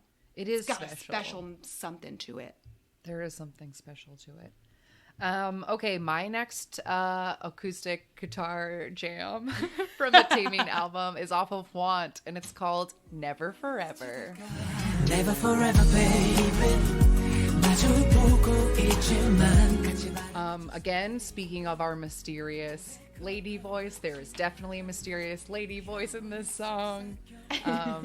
and just like excellent, just like really beautiful like acoustic guitar licks and oohs. Like, I don't know, it's just a good, it feels like a good like drive, like a kind of melancholy driving song. There's something about Never Forever that's just kind of like, I don't know, man, it's gonna go. A good song to drive through nowhere. Yeah. Right? That whole EP, I think, I had a hard time. I didn't choose one of those off of it, but I couldn't pick one because that whole album, like, if you want to know, you know, like, what kind of, like, Taemin, is he a good singer? Listen to this EP, because every song off of this album, I think, is so strong vocally, and he has a lot of, this is a more ballad heavy EP than his usual releases, and they're all really beautiful. My next favorite is off of the Never Gonna Dance Again Act 1, which I do always hear as that careless whisper. I always read it that way. I'm never gonna dance. I mean, that's the tune that goes with that phrase. It's never been used any other way. That's it. Never gonna dance again. Anyway, off of that album, my favorite B-side off of part 1 is Clockwork. It's like clockwork. 영원한 내가 저 쉴 새 없이 널 그리다. This song, I think, was definitely a huge fan favorite when this album came out. It's so beautiful and in a very distinctly heartbreaking way. And I think it was definitely one that I saw like a lot of different people mention as a favorite B-side. It's just beautiful. But I will say, like, there are this whole album has a few different tracks on it that are slower and like more ballad heavy, and they are all beautiful. You should share your next Never Gonna Dance Again, because I didn't pick any off of either of this album. Oh, okay, that's fine, not a problem. My next pick, along the lines of why I picked Crazy for You, this is from Never Gonna Dance Again Act 2, Impressionable. 끈적한 농도에 젖지 않게 난 단계 조절해 어느새 이성은 비엉킨 채. This song is just fucking wild, you guys. Like, it's just crazy. It has that Timbaland, like, bullfrog, impressionable. And I love it. I don't know. It's just it's so wild. And I every time it comes on, I just, like, turn it up because it is just fun. It's just, like, weird and fun. And I love when he does weird ass shit like this. There's one on every album. Yeah. Except Advice. It doesn't have a weird one. I would argue that Advice is the weird one. You're right. But my last B-side, I think, was a shared B-side of both of ours. Again, the whole Advice EP is very good. It's 5 songs and they're all perfect. But if we have to recommend one, we will both pick Strings. 섬세한 나의 손길로 just a little. This is Taemin's declared favorite song off this album, so we're not wrong. And he like said that it's a song for listening to like alone in the dark and like in your bedroom. Wink, wink, wink, wink. Yes. But I love it. It has a similar vibe to, I said this, and I know I hate comparing K-pop to Western music, but it has a similar vibe to that like one Zayn song and that one Nick Jonas song that are just like a very simplistic, like just a guitar and a bass and a very echoey, sensual vocal. Mm-hmm. And this song has that, but I like it better than either of those other two that I just mentioned. Sure. And again, mysterious woman voice. Theory in our group's chat is Winter from aespa is who it is, but we'll never know because they don't credit these bitches. Say. Yeah. Yeah, but it's just an incredible, like, it's such a beautiful, like, sexy song. And the concept of it is, like, Tamina said that it's about, like, him being a string instrument, and Play me like you one. can play him. That's the vibe of the song. So it's a really good one. There's also a Taeyeon feature in this album. We didn't mention it, but on Move, there's also, no, is it Move? Where's the Wendy feature? The Is that Wendy on Never feature Gonna is Dance on Again? Never Gonna Dance Again 2. That's right. It's called And then Be Your Enemy, and there's a Solgi one called Heart Stop that's on Move. He I feel like we've talked about them a few times, but he usually on most of his albums or minis has a duet with one of the feature. SM girls, like usually. Yeah, which is really nice. which is really nice. Yeah. So those are some B-sides of Taemin's you should check out as requested by us. But again, his Korean You can't go wrong. discography is not overwhelming, and you should just give it a listen. Yeah. But if you are here from SuperM, just be aware it's nothing like SuperM. That's also true. That's also true. But yeah, do you have any, I mean, we'll take a break and we'll watch Move, but do you have any final, I can't tape. I don't know. I don't have final thoughts, but do you have anything else you want to say about Taemin before we take a break? I don't think so. I think we can wax poetic after Move. Okay. So, everybody get some water. I'm sure you need it. We'll be right back to watch Move. Attention K-pop shoppers. K-Star Music LA is the newest spot in Los Angeles to get all your favorite K-pop goodies.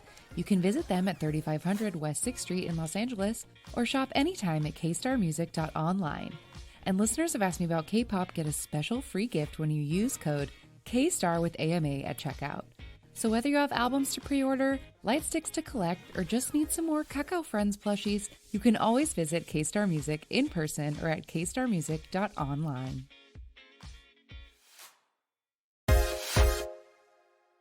All right, we are back, and we are going to watch Taemin's most popular music video together, which is currently Move version number 1.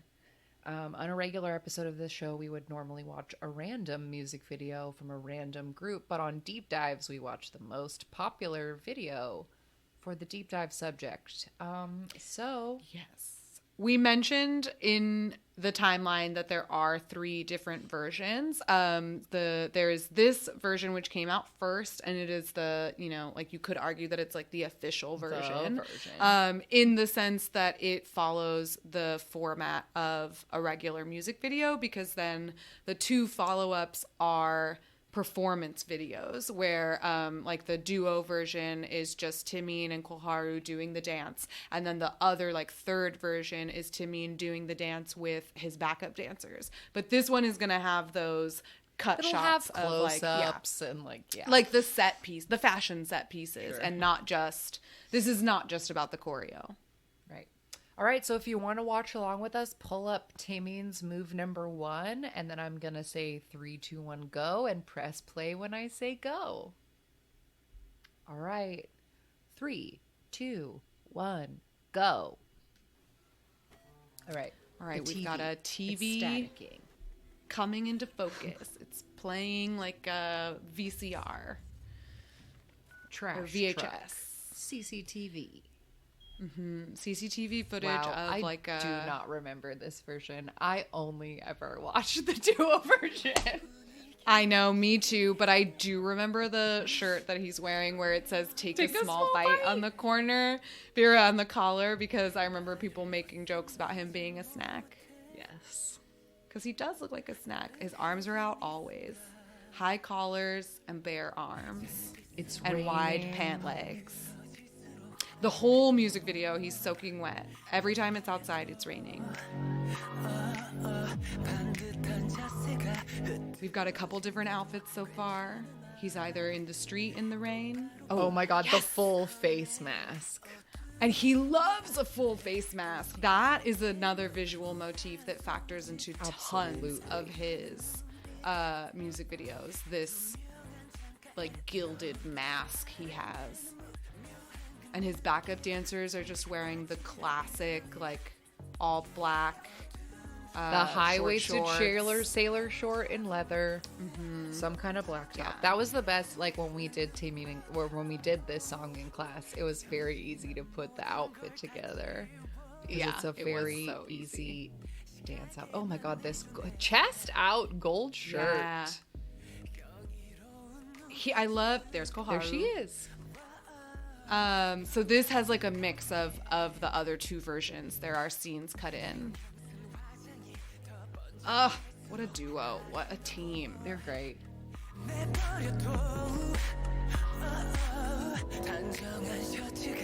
I'm just grateful all the time that he has people who understand him around so that he can make his perfect art the way he wants to. Yeah, I totally agree.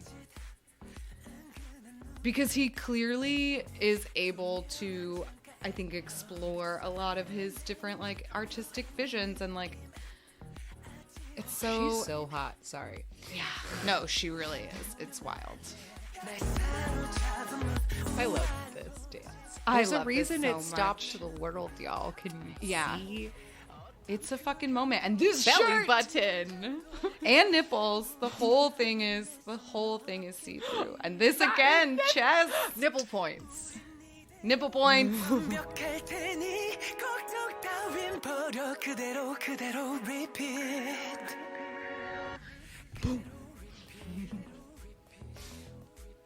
Oh, this dance is so dramatic, even though you can't. It's not featured here. And Taemin is There's doing his what is T-pose. known. We haven't talked about it because it's visual, but he holds his arms out like Jesus on the cross, and it's the quote unquote T pose, and it's in most of his works, and it's like a Taemin thing, like the way that Michael Jackson would stand with the hat. Like Taemin puts his arms out. And the T in particular is a repeated line in this choreography in particular, because that whole thing where he goes dun dun and you do the one arm and then you do the other. And there's There it is. also a fan. Yep, there it is. There's also an excellent fan kick. Oh, the fan by him kick. and his dancers in this, which is great. Oh, beautiful. Yeah, the whole this has like a very sort of Blade Runner feel to the sort of like griminess and the like way that I feel like the cinematography echoes that movie to me. But it's just like him dancing in the street in the rain. That's all it is. It's like hidden CCTV footage of, you know, this, But yeah, there's I guess, also a enigma. kind of there's an almost like kind of creepy, like, I don't know if it's Black Mirror-y. I think Blade Runner is a good thing too, but like also there are moments where like people's like faces get censored all of a sudden, or like you know, the tracking. If I saw a Reddit thread that was like explaining VCR tracking to like young people, that like the tape used to bounce and you'd have to like press the thing and correct the lines. But like I don't know, there's a thing about it where it almost seems like quote unquote reality is glitching in that kind of like matrixy way. Yes, because it cuts, especially because it cuts from the scenes in the street to the one set piece where he and his dancers and the dancers have their and they have that, like, there's a lot of music videos where he has at least one image that looks like a Renaissance painting in some way.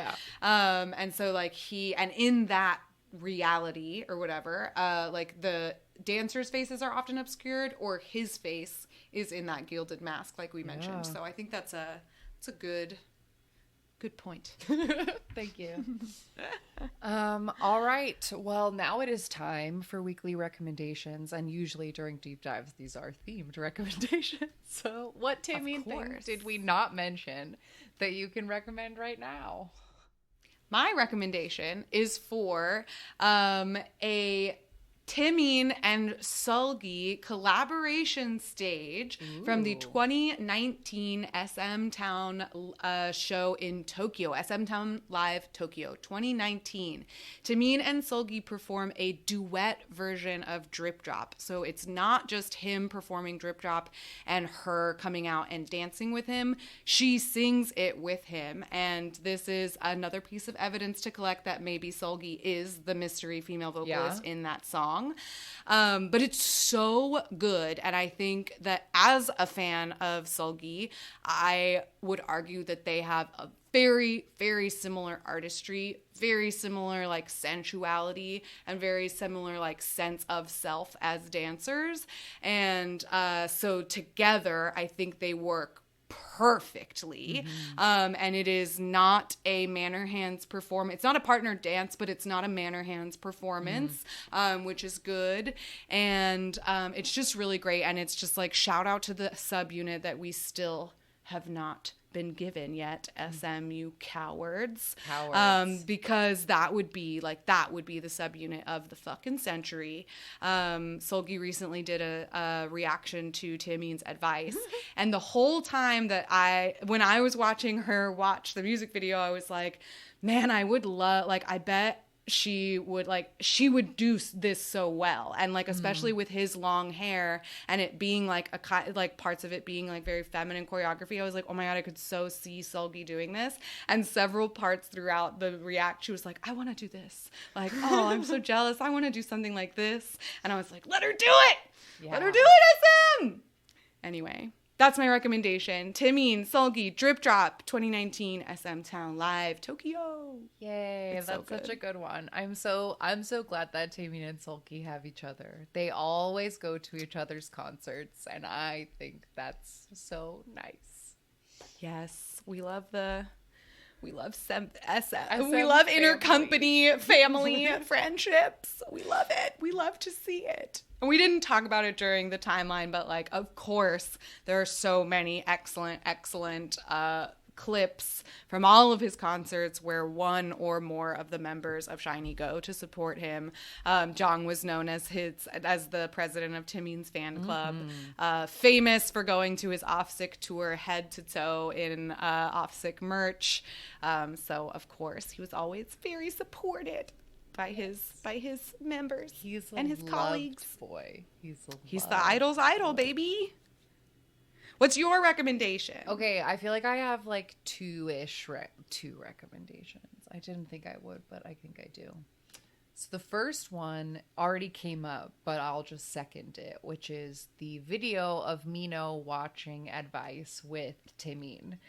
I just think that it's really special and nice. For the uninitiated, I am deeply Mino biased, so he is my favorite, but he did a little reaction video with Taemin, and I feel like it was the only choice. Like, if the other members weren't available, I'm really glad that Mino got to do it with him, because I feel like Mino is the empath of SHINee and is the one who like understands how to read the room, and he understands that Taemin has been sensitive, a little sad lately. And I could tell that he knew that. And so he was like the perfect person to watch this video with him, because he's like hyping him up exactly. And when Taemin is like, oh, I wish I should have done this instead, and he's like, no, it was perfect. And like, I don't know, it just like really made my heart happy to like know that he's always taking care of, and he has people who are on his side and will hype him up when he's feeling sensitive. And Mino did it in a way that I think was so sincere and genuine, that like he wasn't just being like a very energetic like hype man. He was being a very like, he was taking it seriously and like very considering the like artistic motivations, and like making comments about the like impact of certain movements or looks or whatever. And I think it was exactly what Taemin needed to hear. Yes. So it was beautiful to watch. So that warmed my heart, and so definitely watch that if you haven't. And then the other recommendation I was going to make, which I feel like I've made on the show before, but it is a very important moment to me, and it is SHINee Day and it's one of the funniest things that Taemin's ever done or that the rest of SHINee has ever done. So if you have never watched what I refer to as the cell phone debacle from We Got Married before, you can find it on YouTube. The title of the video is English sub We Got Married Taemin Naeun parentheses 17 and then hashtag 03. The videos are all cut up that way, but that's the part I want you to watch, and that part is English subbed. Taemin is trying to watch Music Bank to see if Naeun wore the present that he gave her on stage, and none of the phones are working because they're in Japan, and he throws the biggest baby shit fit I've ever seen in my life. And Jong and Mino and Key are there, like, not making it worse. And it's so funny, and it's so, like, triumphant and satisfying when they figure it out. And it's just truly one of my favorite SHINee clips ever. It's a bummer that Onu isn't in it because he was hiding from TV that year, because otherwise it would be all the way perfect. But because it's SHINee Day and it's, like, truly the babiest baby Taemin you could ever see, I have to recommend that if you haven't watched it. I love that recommendation, especially because it shows, I think that is like it's a great example of the dynamics that each one of the members have with Taemin. Like Jong is like sincerely, desperately trying to help, and Mino is like kind of like a blustering dad, like trying to tell you, like, give suggestions but not helping, and Key is like actively making things worse.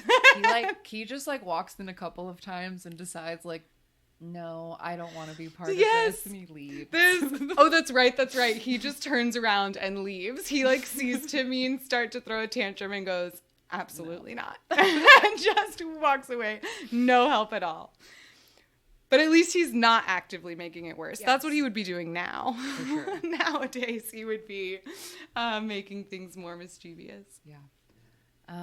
Well, those are our recommendations, as well as absolutely everything we've talked about for the last 2 hours, because again, you can't go wrong. And if you would like to hear more about Taemin's choreography and the visual elements in his music videos and performance videos, make sure that you're signed up for our Patreon, because we will be continuing this deep dive with a visual component that will only be available on our Patreon. So patreon.com/AMA Kpop Pod. For only $3, you can join us. Yeah. Well, I hope that you all enjoyed this deep dive into a very, very, very precious person to us. We hope that you love and respect him the way that we do as an artist and a true gift to the world of K-pop and the legend that, like, can't be... The accomplishments that he has made in the his 13 years in the industry, and he's still only 27 years old. Yeah, he's astounding. So please get on the train, come join us while we patiently wait for him. He goes away to military. It will go by so fast. It goes by so fast. I know that this is a lot of people's... we got a couple of sweet emails, and like I know that this is a lot of people's first enlistment. But I can tell you very confidently, as someone who's been in this game a long time, it goes by really fast. It does. So much faster than you think. And since he's going to be in the band and he is a person who like has Instagram, I guarantee you that we will continue to see him. Like, you will see him at public performances. You will see if he does musicals, which he's never really been a musical person, but like if he does military musicals, then like maybe you'll be able to see pictures of him then. Whenever he has like a day off or someone will come visit him, Mino he is will post it on his absolutely Instagram. Gonna go visit him, like for sure. He will not be forgotten. They will not leave him alone. Mino will definitely go and visit, because no one came to visit Mino, so he's gonna like be like, well, fine, I'll really visit people in the military. I know. Because he was a Marine, he was posted far away, which is why people didn't go visit him, but he was very bitter about it. Yeah, well, I really enjoyed getting to spend some time thinking about my baby cheese and all that he means to me. So, yeah, this was fun. Yeah, thanks for joining us because this was definitely, I mean, I know it is our most requested episode, but this is also like such a self-indulgent treat for us because we love our sweet Taemin. We will patiently wait as long as it takes. He keeps asking us, wait, please wait. Don't look at anybody else while I'm gone. He's so silly. No one will leave you, Taemin. We could no never. one will leave you. Could never. Wouldn't even dream of it. Alrighty, well, that's it for today's episode. And like Angelica said, join our Patreon if you would like some more Taemin content, as well as 10 plus episodes of extra Ask Me About K-Pop fun on Patreon. You can follow us on social media at AMA K-Pop Pod on all of the places. Linktree/AMA K-Pop Pod has the links to our Discord, our YouTube channel, our Spotify. We have playlists all over those things. You can call us 181-AMA K-Pop 5. You can write us a letter, P.O. Box 26096, Los Angeles, California 90026. And KPSN Podcast Festival is happening in July. It's all getting locked in, baby. So, Yes. tinyurl.com/KPSNFun21 to get your tickets. Get them now before they get more expensive. We are going to be doing a live show as well as so many other great K-pop podcasts, including some that are made by listeners of this very show. It's community effort, baby. Yes, all proceeds go to a good cause, and the tickets right now are only $5, but they will eventually go up to about $20, I believe. We will be posting all of the information and updates and such on our social medias. So if you want to stay tuned for more info about KPSN, please make sure that you follow us there. Yeah. All right. That is it. We're going to say goodbye for now. And we will be back next week with something else fun. And again, thank you for indulging us on 2+ hours of our sweet baby cheese. Vitamin! Never enough. Never forever, baby. I was just... Thank you. All right. Goodbye. Jonghyun, you're our inspiration.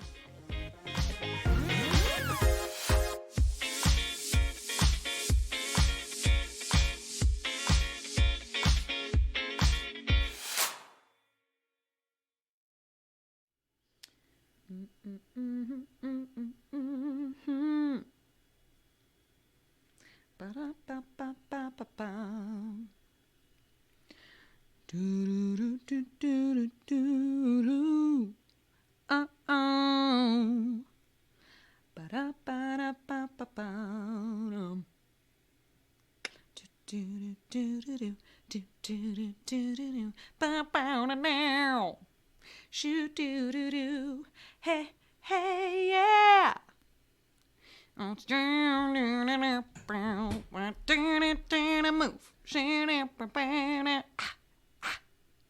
Hello, welcome back. Hi. I'm looking at these EXO teaser images. Oh, Have you Tanya seen looks them? good.